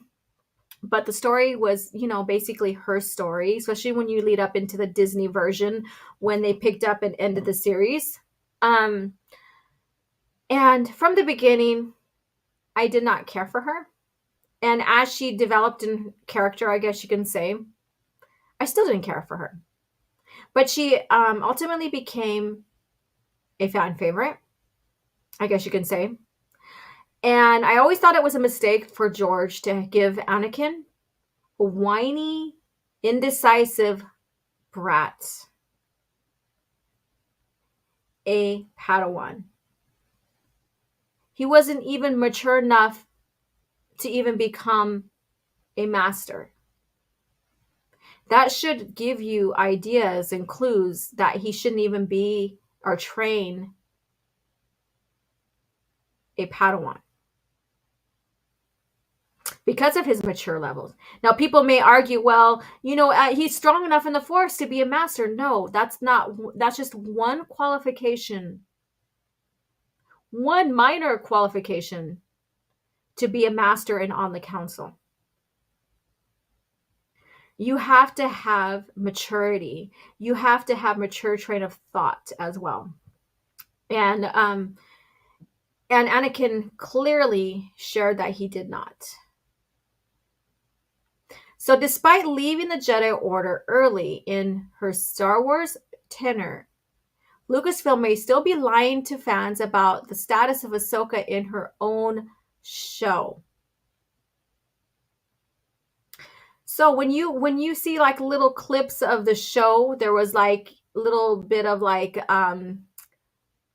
words to point out the direction of like the show, like, rebel, outcast, wanderer, Jedi kind of deal.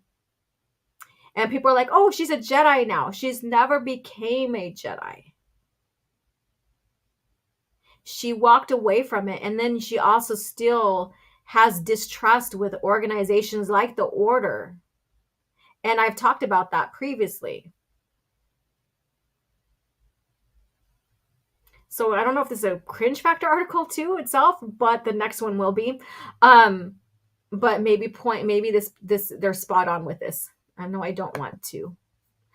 All right, the trailer for the upcoming Ahsoka series may prove that Star Wars is still lying about the titular character. Since Star Wars, the Clone Wars, Ahsoka has been a lone warrior fighting for the good in the galaxy. So she's a lone warrior fighting. Where the hell was she for the OT when Luke was brought up and joined the rebellion? Where was she for him? Where was she for them during that time? And this is where this pulls a lot of questions. Like, where was she during the time of need? Right? Let's see here.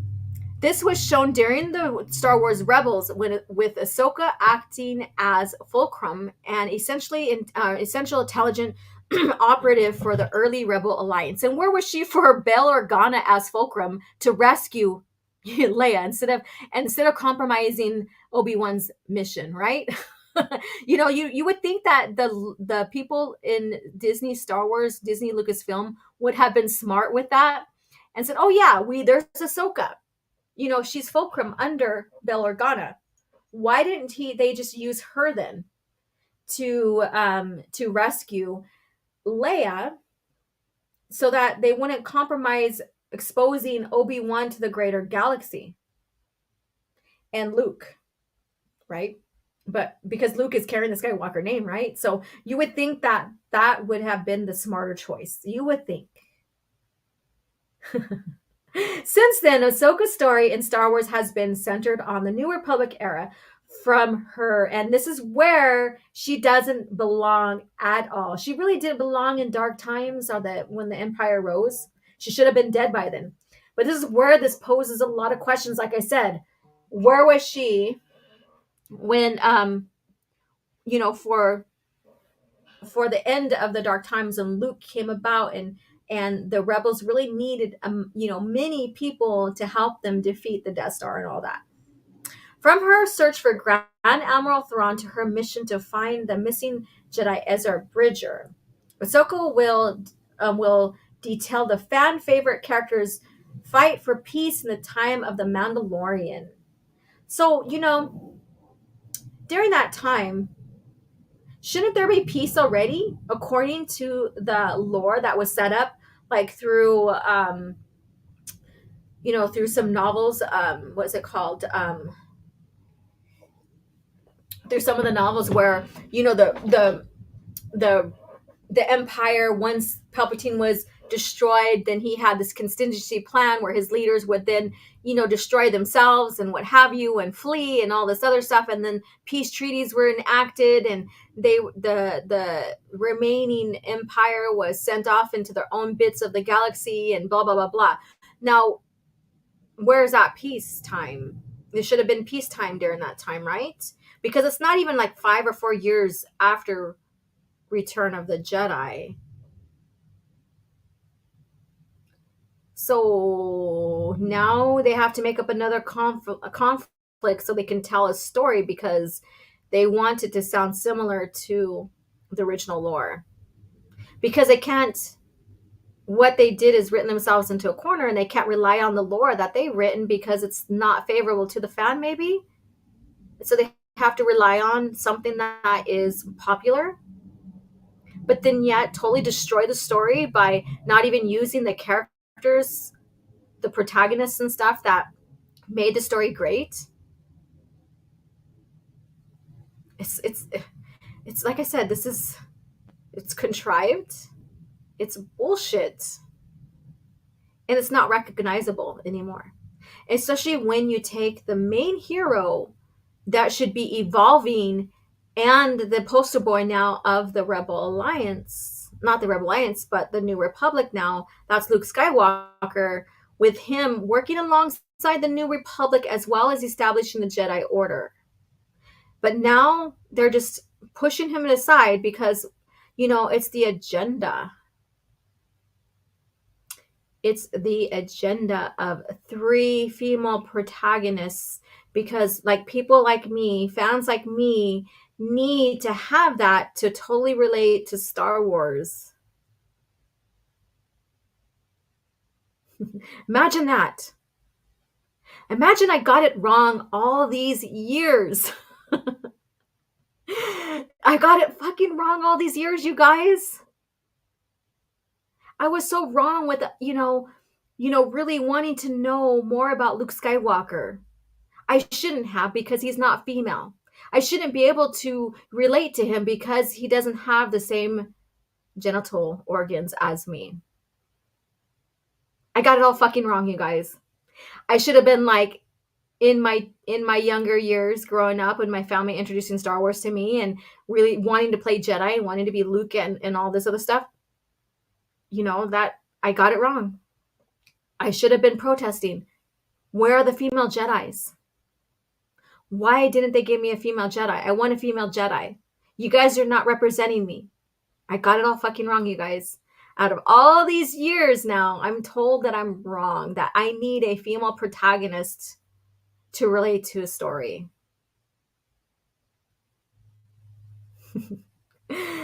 Anyways, however, despite her good-natured acts, what the fuck? All right, so if you guys want to know more about Ahsoka's development, go to I Am Your Alibi's channel. They have so many concise videos breaking down her character, Ahsoka's character as a Mary Sue, and just her character in nature. And sharing that a lot of her demeanor is not in good nature. Yeah, so go subscribe to I'm Your Alibi and check out those videos. Very well done. Lucasfilm may still be lying about her character's status as a Jedi based on the Ahsoka trailer. So what are they lying about? Well, there's a lot that Lucasfilm doesn't get right and all of that. But Lucasfilm right here, it says, is insisting that Ahsoka still isn't a Jedi. Lucasfilm is insisting Ahsoka still isn't a Jedi. She's not a Jedi. So what are they saying? That she is a Jedi, but how can she be a Jedi when she walked away from the Order? She done away with that part of her life. This mixed information comes from the difference between Dave Filoni's recent comments and the Ahsoka trailer. And Dave Filoni, he can't get his own shit right. He contradicts himself all the time. Because, continuity is for wimps. But he can't keep his words right either. So keeping your word continuity and your own continuity right is for wimps. So basically he's not one because he doesn't get it right, So you see where this is going? The trailer has a tagline of warrior, outcast, rebel, Jedi, all of which could apply to Ahsoka's journey from her conception to where she is by the time of her own show. She was a warrior during the Clone Wars, an outcast from the Jedi Order, a rebel helping Phoenix Squadron, and a Jedi by heart through it all. So notice this is Jedi by heart because I can't really say Jedi. She's a Jedi in general. That being said, the Jedi section is where the cracks begin to form. And I do agree with you on this. With Filoni recently insisting that Ahsoka still does not consider herself a Jedi. And so this is where it gets clumsy, because he sees her as a Jedi, but then he says she's not. He wants her to be a Jedi. He says she's a Jedi, but then he says she's not. So that's where it gets clumsy. That's where he gets clumsy with his words. Because continuity, even in your own headcanon, is for wimps. So he contradicts himself all the damn time because he doesn't want to be a wimp. In a recent interview with Empire, Filoni stated that the tutelar Togruta is acting more as a lone wanderer in Ahsoka. Filoni made sure to point out, and this is where people are now saying, oh, well, she's a way seeker. Well, when you get into the lore, and I went down that fucking rabbit hole, but when you get into the Disney lore, way seekers are basically our pathfinders, or no, way seekers are a concept of Jedi that worked on their own and did their own thing, didn't really adhere to the council, but they were still Jedi. And then they also lived in secret and wandered the galaxy on their own. So I don't know how, and then I don't know how this was ever a thing to exist in the order, because the keyword order, there were sentinels. Sentinels were guards, temple guards, yes, but they also lived throughout the galaxy in secret because they were also investigators and spies and what have you. They protected certain sectors of the galaxy as well, but they were the least known. So if you look into like any Jedi survivors in the original lore, there were some that were sentinels because they were so secluded. They were working in mission in tandem with the order, but they weren't known. So it's not, I don't see Wayseeker as similar to Grey Jedi, this quote unquote theory of Grey Jedi. But I do see it similar to Sentinels in a way. And then the Wayseeker, going a little bit more history, was done away with because they're trying to prove that the Jedi in Disney lore were so narrow-minded and shallow that by the time the PT happened, that's one of their main reasons why they fell. So if they would have kept Wayseekers, then they probably wouldn't have fallen, right? So, but they're trying to make the Jedis this huge, like, loser type organization that everything they got wrong by the time the PT came. And so they take away the influence of the Sith.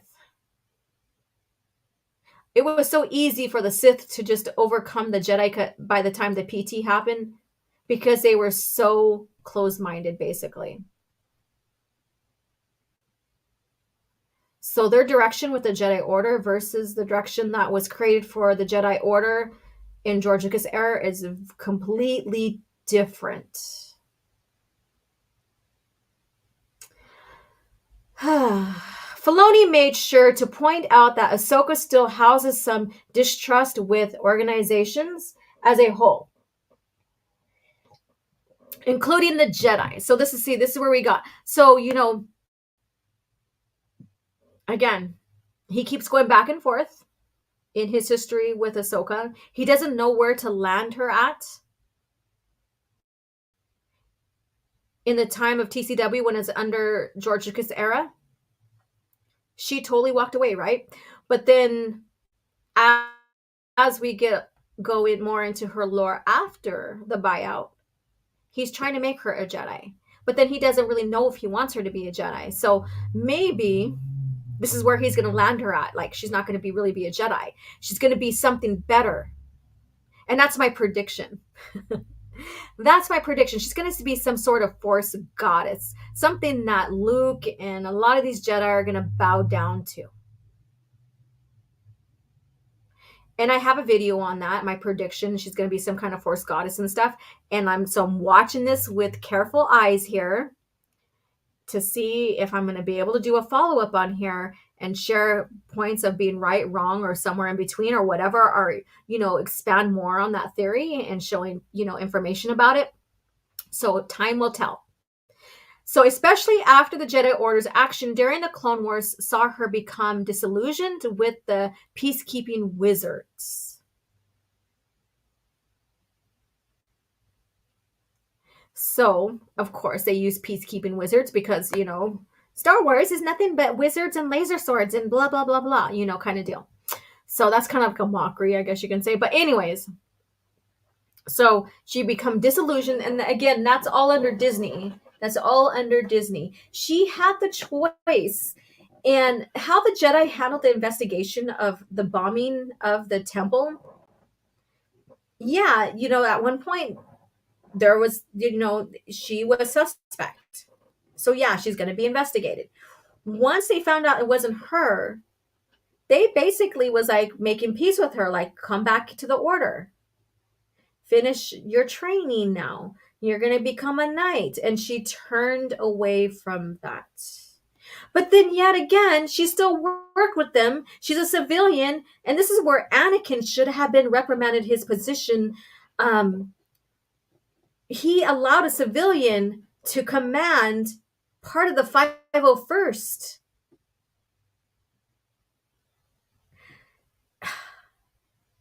He should have got some severe punishment for that. Like in standards of today, yes, I'm comparing.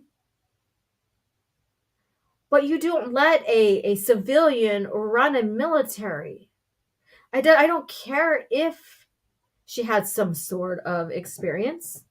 When Mace Windu told her to shut the hell up, civilian, you're not privy to confidential Jedi information, there should have been punishment even towards Anakin for allowing her to lead a portion of the battalion, the 501st. Anyways, these comments lie in direct contrast with Ahsoka's trailer, as well as the title of The Mandalorian Season 2, Episode 5, the labels Ahsoka as a Jedi, despite all the evidence to the contrary. And so what does Ahsoka's tagline refer to? All that being said, there is a way the tagline for Ahsoka could be viewed in a different light. So now we're going to go ahead and like draw straws or whatever, just come up with some kind of contrived conclusion maybe, which would mean Lucasfilm marketing is more of misdirection than a lie about Ahsoka's Jedi status. Misdirection is a form of lie. The way this could be viewed links to some of the other main characters of Ahsoka, namely Ghost Crew from Star Wars Rebels. Both Hera Syndulla and Sabine Wren are confirmed to appear, as well as Ezra. It is through these three characters combined with Ahsoka that the trailer tagline can be viewed differently. The words, so this is where they're trying to make sense out of Filoni's bullshit. The words warrior, outcast, rebel, and Jedi could apply to Sabine, Ahsoka, Hera, and Ezra, respectively. Sabine is a Mandalorian, meaning she's a warrior. Ahsoka is an outcast. So it goes on with that. And then Hera is a rebel, and then Ezra's the Jedi. So there you go. So what do you guys think about this so far? Where do you think that Filoni is leading with his pet Ahsoka? Don't say great Jedi, OG. Don't do it. The lie is outcast. She was not cast out. She left. Correct. That is correct. And I was going to get to that too. So, and I did get to that as well. She was given the options. She left on her own. They didn't outcast her. They're like, if you came back, you were proved innocent. So return, your training will be complete. That this will be part of the trial, and you are now a knight. And she turned her back on them. So she's not an outcast. Disney hates Jedi, so I agree. Ahsoka is like Schrodinger's cat. She's both is and isn't a Jedi until one or the other becomes convenient. Yeah, that's kind of like the rumors here. Like with Kathleen Kennedy, she's out. She's still there, but she's fired. We just don't know when. but she's eventually fired. Let's see here. I'm going up and then I'll go back down on the chat. So that doesn't sound very good, but I'll scroll back down and get to you guys' comments down there. I'm Your Alibi. There you guys go. I highly recommend checking out their channel for Ahsoka content and what they have presented, even with the Mary Sue stuff. Diddley Squat says Ahsoka never acted as a Jedi to begin with, so I'm not surprised. Ha ha ha. Yes. Let's see here. Wrong. You have to love Ahsoka to prove you like females. Now let me introduce you to guys, another token to prove that I'm not a racist. His name is Cameron, and he's coming at you with another video. Wrong. You have to like Ahsoka so you could prove you like female characters. Now let me introduce you. Yeah. Let's see here. But we all know that Mace Windu was second most powerful Jedi next to Yoda. Being the most powerful doesn't mean that you can take down, a battalion on your own. Because if that's the case, then why didn't Anakin do it? Melissa, it was said about Michael Myers, but it's true of Ahsoka too. You can't kill the boogeyman. She's a plague on the Star Wars that won't end. A character that shouldn't exist, that jabroni won't kill. Thumbs down. I agree. Oh, Matt Wilkins is here. Hello. Remember when they had to choose the next Black Series figure and everyone chose Jason Solo and they released Ahsoka anyways? Laugh out loud. Was that a 1-2 with Ahsoka? Because I know that at one point, Ben Skywalker was up for was a popular vote, and they said fans were cheating on that. Same type of history there. There you go. Very true. He really wasn't mature enough to train. Matt Wilkins, hello. I see the article title and I think, yes, Ahsoka isn't awesome. She sucks. Enough said. There you go. Okay, I'm going to scroll down. Scrolling down. All right. The clones only use their blasters on her at a distance, but never when close up. She never did anything to prove herself innocent and blame it on Anakin and the Order. Overall, a disgusting arc. Yeah, and that's what, a lot of great points. And your point too goes in tandem with I'm Your Alibi, with the two ladies that, has done the extensive research and analysis on Ahsoka. So I highly recommend that you guys to go in there. You're going to find out a lot of nuanced stuff that people probably overlook. Point to how badly she was written and how badly she contradicts the Order, or being a Jedi or being a trainee to become a Jedi. Again, was it to prove that Anakin wasn't fit enough to train? I don't know. That would just be making it like her arc makes sense, I guess. I don't know. But that's a huge excuse. Dilly Squat. That scene was so stupid. She auto-framed herself. The Jedi put her under arrest, even though all they had to do is watch the holo recordings from different angles. And that's a thing. That's another thing that the ladies point out in their videos. I watched that one. Their views of the Jedi is an exact match for the disdain they have for Christianity in the real world. Understand that, and you'll know why Lucasfilm is the way it is. No, you got a point there too. We're not, like I said, like the Order, like the Jedi is vague enough that all religions and stuff can relate to it, like spiritualities and stuff can relate to it.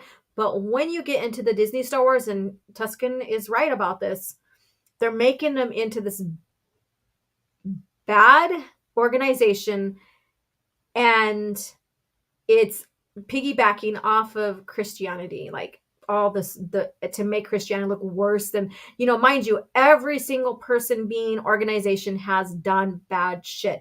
It took me a long time, not a long time, but in my teen years, up to my teen years, I was so pissed off at Christianity and Catholicism, because of what happened with my people, how my grandmother was forced to go to mission school, how she's beaten when she was prayed in her own language and stuff like this. I had a lot of this anger issues going on. And so I was mad in general at the religious, religious organizations. And then as I started learning more history and learning more about my feelings and what's going on and all this other stuff, it's the people, not the spirituality, not the religion, that commit bad things. So once I realized that, it was like epiphany. It was like, boom, oh, wow. Because not every, like a religious leader, if they seek power and control, yes, they're going to use that religion, their spirituality wrong. And I think that's another thing that George kind of like threw in as a lesson. It doesn't matter what type of organization is, when the individual wants power because of it, that's when things turn bad. So yeah, it's the individual. It's the individual.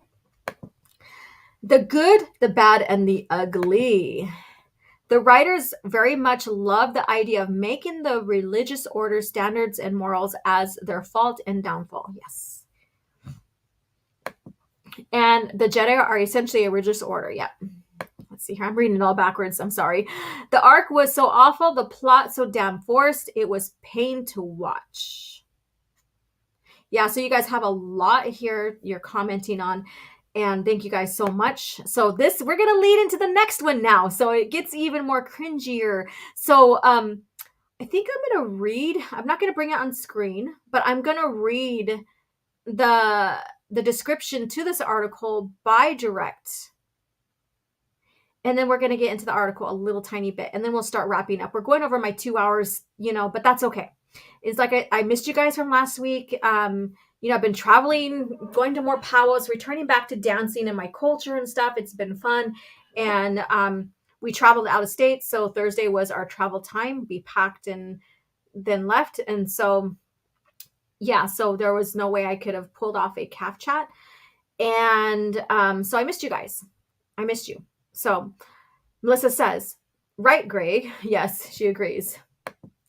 24-hour live stream. When? I don't know if I could ever pull something like that off. It's like, I'm the kind of person, like when I'm done talking, I need to have some quiet. So I'm not the kind of person that's going to talk for 24 hours. And I don't like empty space either, like void space either. So I don't know. So let's go ahead. I'm going to go ahead and read this here. So this is by Star Wars, The Direct. So this is the description, and this is quotes from within the article. The article has a different title, but this is the gist of why I'm presenting this article to you guys as Cringe Factor. Rosario Dawson says that she hopes that Dave Filoni continues to bring Ahsoka along on his potential future Star Wars projects. And then she says, quote, "He's been very loyal to her over the years, and she to him," full quote. So that's her bit in this article that I'm going to share with you. So I did share this with you guys on Twitter, but if you don't follow me on Twitter, then of course, then you don't, you may not have seen it, obviously, but I basically was like, laugh out loud. Loyal, quote unquote, loyal is an understatement. It's an understatement. Like Filoni being loyal, that's an understatement. And you guys probably gonna provide some information on that. So let's see. Okay, so why are you not showing now? Oh, there we go. So this again is the direct. And it says, will Ahsoka appear in Dave Filoni's Star Wars movie? Rosario Dawson teases hopes for the future. Will she appear? I think that is a given. I think, didn't he announce that he was going to? There's some things I don't pay attention. There's some things I do. And there's some things that I've read that I then moved on from and forgot. So Ahsoka's Rosario Dawson just teased her hopes to being included in Dave Filoni's big Star Wars Mandoverse. And this is the stupid thing. This is where I'm saying that they may be creating a multiverse. Star Wars never has been. but it's not a Mandoverse. It's just that they're in the timeline past Return of the Jedi around 9 BB or ABY to the future, like past that. So, which leads up into the Disney trilogy. So there's no way there's a Mandoverse. It's just continuing history, I guess you can say, if you're going to look at it perspective as it was originally created before Disney took over, one historical timeline.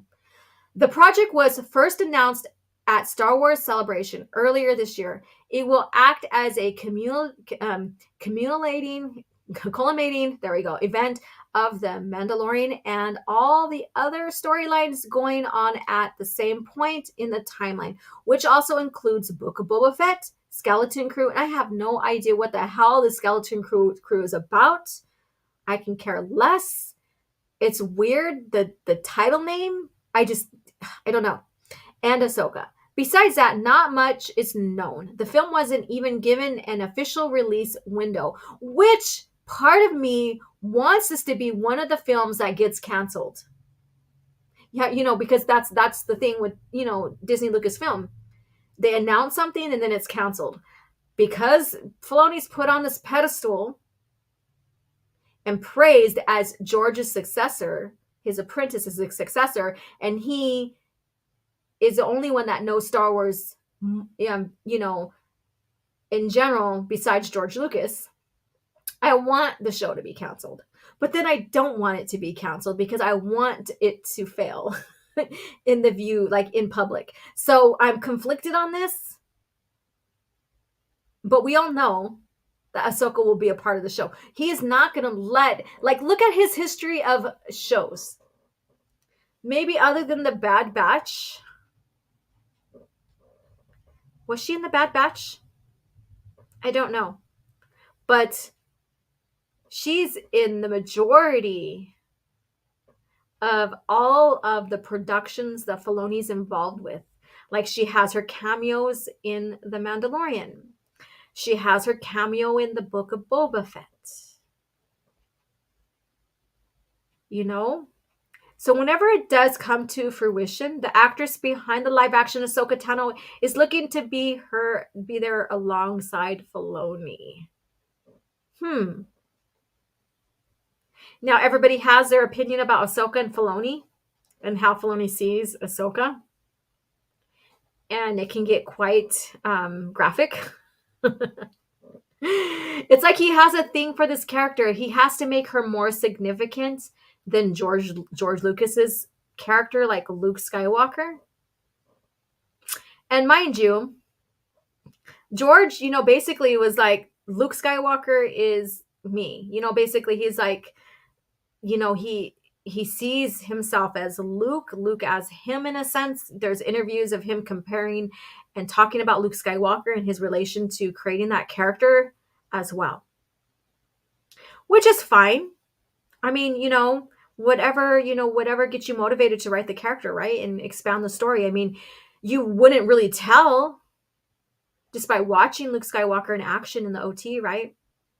But if you apply the same conclusion to Filoni to Ahsoka, it kind of gets weird, right? It gets weird. So like if Filoni is seeing himself in Ahsoka, what does that make him? Or if he sees himself like loving the character so much that he has to have her in every single thing and shadow George's characters, what does that mean? I mean, seriously, and of course, like I said earlier, continuity is for wimps. So it doesn't matter where he places her because continuity doesn't matter to him.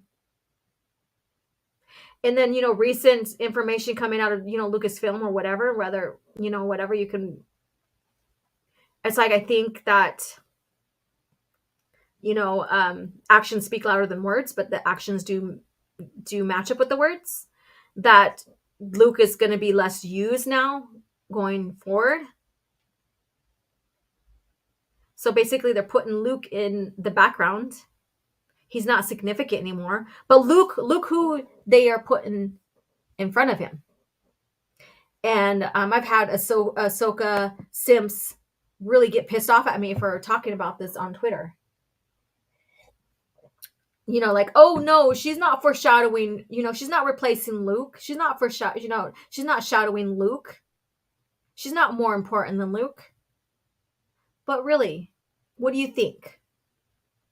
Because everything that Luke's supposed to be involved with as a budding Jedi, creating the order, making his way towards master, as master of the order, as master Jedi master, he should be the one, like the stories say in Heir to the Empire, the Thrawn trilogy, he should be the one that is helping, mop up and clean up what's left of the Empire. And, planning to restore the Jedi Order and create the Jedi Order, not restore it, because he restored it in the Disney lore and that fell apart. But in the original lore, he made the new Jedi Order and it didn't really fall apart. There was a lot of chances it could have. And eventually, somewhere along the line, when we get to Darth Krayt, there's another purge. But they still remained. The purge is different. It's just as bad, but different too than the Order 66 purge. But look at this. She is taking all the importance that Luke Skywalker was as a hero, as the only Jedi of the time so far, as fighting for peace, maintaining peace, fighting for the New Republic. She's taken all of that. Yet she's not a Jedi, right? And so everything that Luke was, now she's taking. So we could say that for Rey in the future of the Disney Star Wars timeline. And now we could say that for Ahsoka for post Return of the Jedi stuff, like in that time frame. So you see what's happening? And this goes into what I was talking about as well, about Disney Lucasfilm saying that basically that George Lucas era was racist, that there was hardly any female protagonists or none at all. And that there's the clip, I shared a clip of Filoni talking about that at that women's conference. And I did a video about that. And you can find that whole video in tandem on YouTube. He is right in line with the direction that Disney Lucasfilm is taking the franchise. And this is another example of that. In an interview with Games Raider, Ahsoka actress, and so that's where the original article probably came from. Ahsoka actress Rosario Dawson talked about her time when working alongside Dave Filoni, the man responsible for the upcoming Mandoverse. There we go again, Mandoverse. The actress admitted that before her time with Star Wars, she loved him as a fan. Ooh, she simps for Filoni herself. I think that's an interesting bit of facts there, or news here. I really marvel at Dave's journey, and I'm so happy for him and proud of him. I loved him as a fan, and now having had the chance to be on set with him daily and work with him and pick his brain, and him being my own personal encyclopedia. Dave is not an encyclopedia for Star Wars. He's proven that time and time again. Now, this is where the cringe is really at. Her own personal encyclopedia for everything Star Wars and beyond. What the hell? He doesn't even believe in continuity. So how in the hell is he an encyclopedia? Because encyclopedia is basically of characters, stories, all of that is continuity. Oh my fucking God.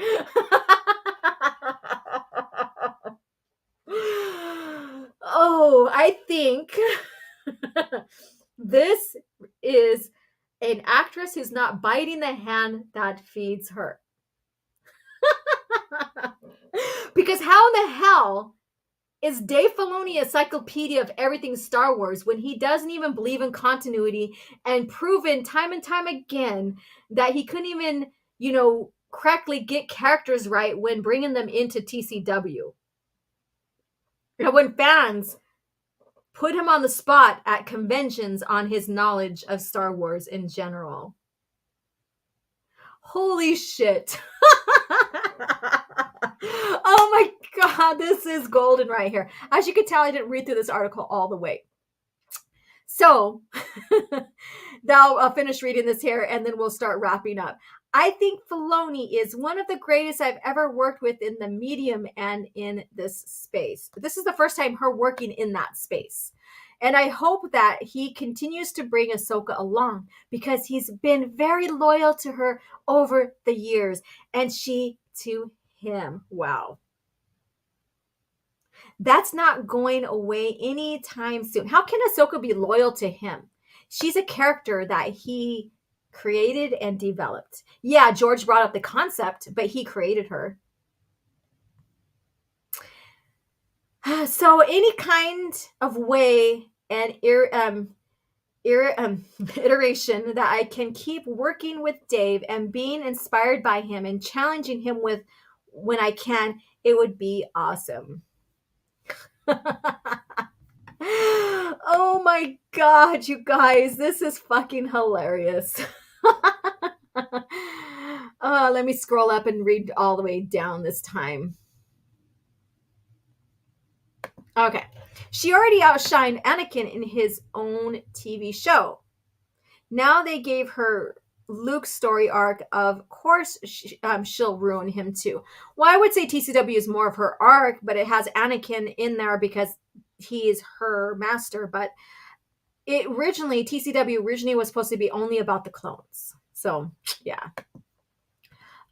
They really hate Lucas to try to rewrite everything he made. Yeah, and that's the thing.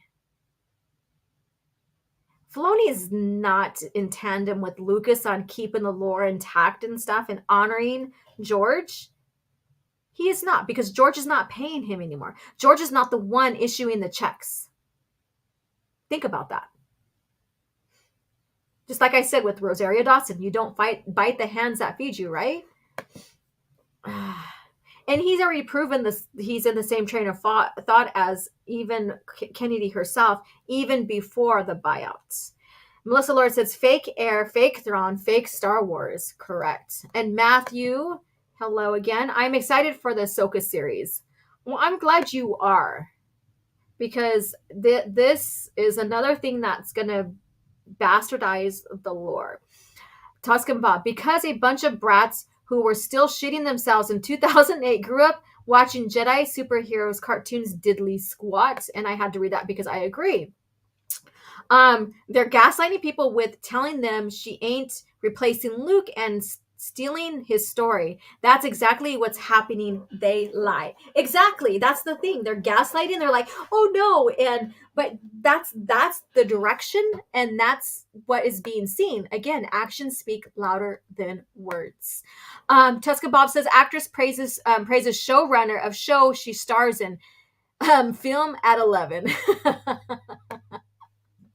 Dave's not even an encyclopedia of Dave Star Wars. Exactly. He can't even keep his own headcanon or his own lore straight. He can't, So every time you see him do an interview trying to explain something, he's contradicting something from the past of his own as well.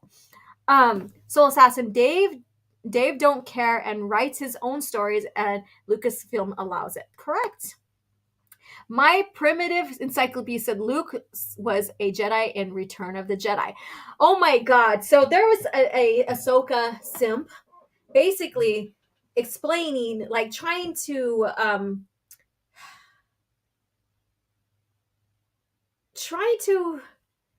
basically say, well, Ahsoka's not a Jedi. Well, Luke was never, explain away circumstances to compare Ahsoka to Luke, I guess. I don't know. Or make her circumstances correct through Luke. But basically saying that Luke was never a Jedi at the end of Return of the Jedi. Like, he never became a Jedi. He was always a Padawan. So because of that, it's okay for Ahsoka to be a Padawan. I'm like, no, the whole premise of that storyline in Return of the Jedi was when Luke becomes a Jedi. Return of the Jedi has many facets of its plots when it comes to the Skywalker men. Return of the Jedi. People have said, oh, it's when Anakin became a Jedi once again. Yeah, but he was only a Jedi once again. He turned to the light side and became a Force ghost, right? But he died. So he's gone. So it can't really be Anakin because he's dead. So there's no return of that Jedi. He returned as in redemption, yes, but he died. The Return of the Jedi is the Return of the Jedi through Luke becoming a Jedi Knight and then continuing the Jedi on after. So when someone is so wanting to make sense of Ahsoka as a Padawan, they have to really humiliate and degrade and Luke Skywalker and even Anakin too. And that's exactly what is happening with not only like people like that Ahsoka simp, I guess you can say, but also Disney Star Wars fans, with Rey and other characters. They have to humiliate what came before to make and elevate their character as better. So, and it shouldn't be that way. No way in the past have I had to, do that regarding the Skywalker men, or even with Kyle Katarn coming in as a character, a popular character, EU character versus Luke. And even Mara Jade, I didn't have to do that with her to elevate her as a good character. She was just written that way. There was no way that her character diminished Luke's abilities and him as a character as well. So never in the history of Star Wars until now has this been a thing, I guess you can say. I mean, there might have been a few in the past that I may not know of, but in general, there was never this like, oh, this character foreshadows Luke and his, accomplishments. It's never been that way, so let's see here. It's like Lauren Mary Kim calling Filoni the god of Star Wars. Yeah. And Yoda specifically says that the last thing he needs to become a Jedi was to confront Vader, and he did even better than that because he saved him instead of killing him. Correct. And I'm here still listening, and listening in as I'm working. Don't snitch on me with my supervisors. I won't. All right, you guys. So thank you guys for tuning in. This was fun. This cringe factor was not as cringy, but then made you think about things. Maybe some of this phony stuff is a bit more cringy. It just got cringier as we went along. We had a nice little discussion of, who was your favorite underrated character, Star Wars character, and a little bit about the rare Force abilities. I would love to expand more on rare Force abilities and really get into that. So maybe next week we'll get more into that since we didn't talk much about it. And I'll have a list of that. And I want you guys to do your own research. I love giving homework. That's just me. But do your own research on rare Force abilities and let me know what is your favorite one, which one you really don't care for. And we can create a discussion about that because it's not always what we like. There's things that we still don't agree with or don't sit well with us even in the original lore that could have be done better or maybe not exist at all. So do your homework, you guys. Your homework for this coming week. Rare Force abilities, what you like and don't like with them, your favorites, the ones that you least like, and report back to me next Thursday. CAF chat, same time, same place. Thank you guys so much to my channel members like Tuscan Bob, Abu Nas, Dead Man Walking, Melissa Lord. If I missed someone here, I apologize. And to all of you guys here who subscribed as well, thank you guys for tuning in and listening in. Again, don't question these damn rumors. Question these rumors that's being presented to you guys. Don't be naive and think that they're true. Question them, do your research, sit patiently and wait. When someone says, trust me, I am reliable, and they put themselves on a pedestal, that's when you got to question their demeanor as well. That's when you got to question their demeanor. When someone insists their character behind the rumors, like, you got to trust me, these are rumors, but would I ever lie to you? I'm not the kind of person that lies. Well, if you're really a virtuous person, would you be sharing rumors as clickbait? No, you wouldn't fucking be sharing them. If you're a person of virtue, you would be questioning those rumors yourself instead of panhandling them out to people who follow you and who are naive enough to believe them. But anyways,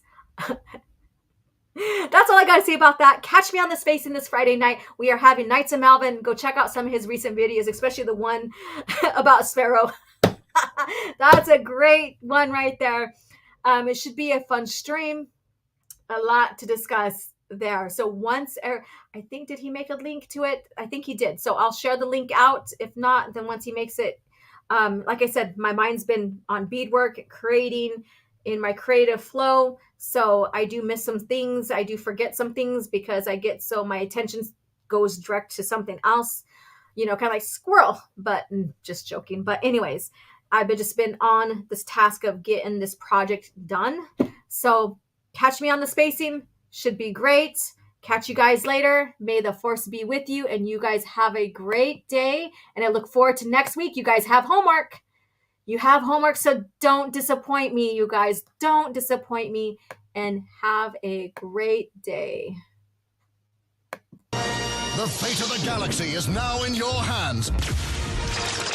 With the new LEGO Star Wars Slave One, you can load Captain Solo, arm your weapon systems, man the cockpit, and take off with the most feared ship in the galaxy. But watch out for rebel ships. No matter the enemy, no matter the firepower, you control the action.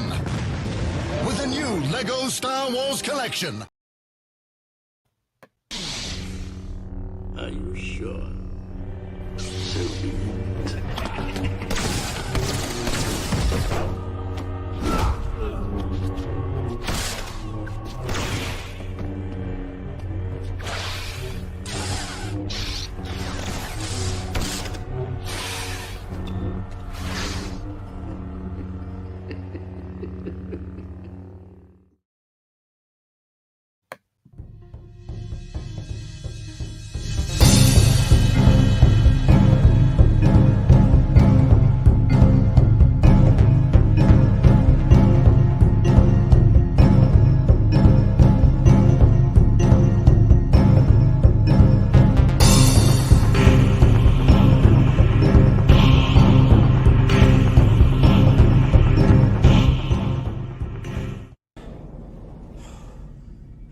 Another happy landing.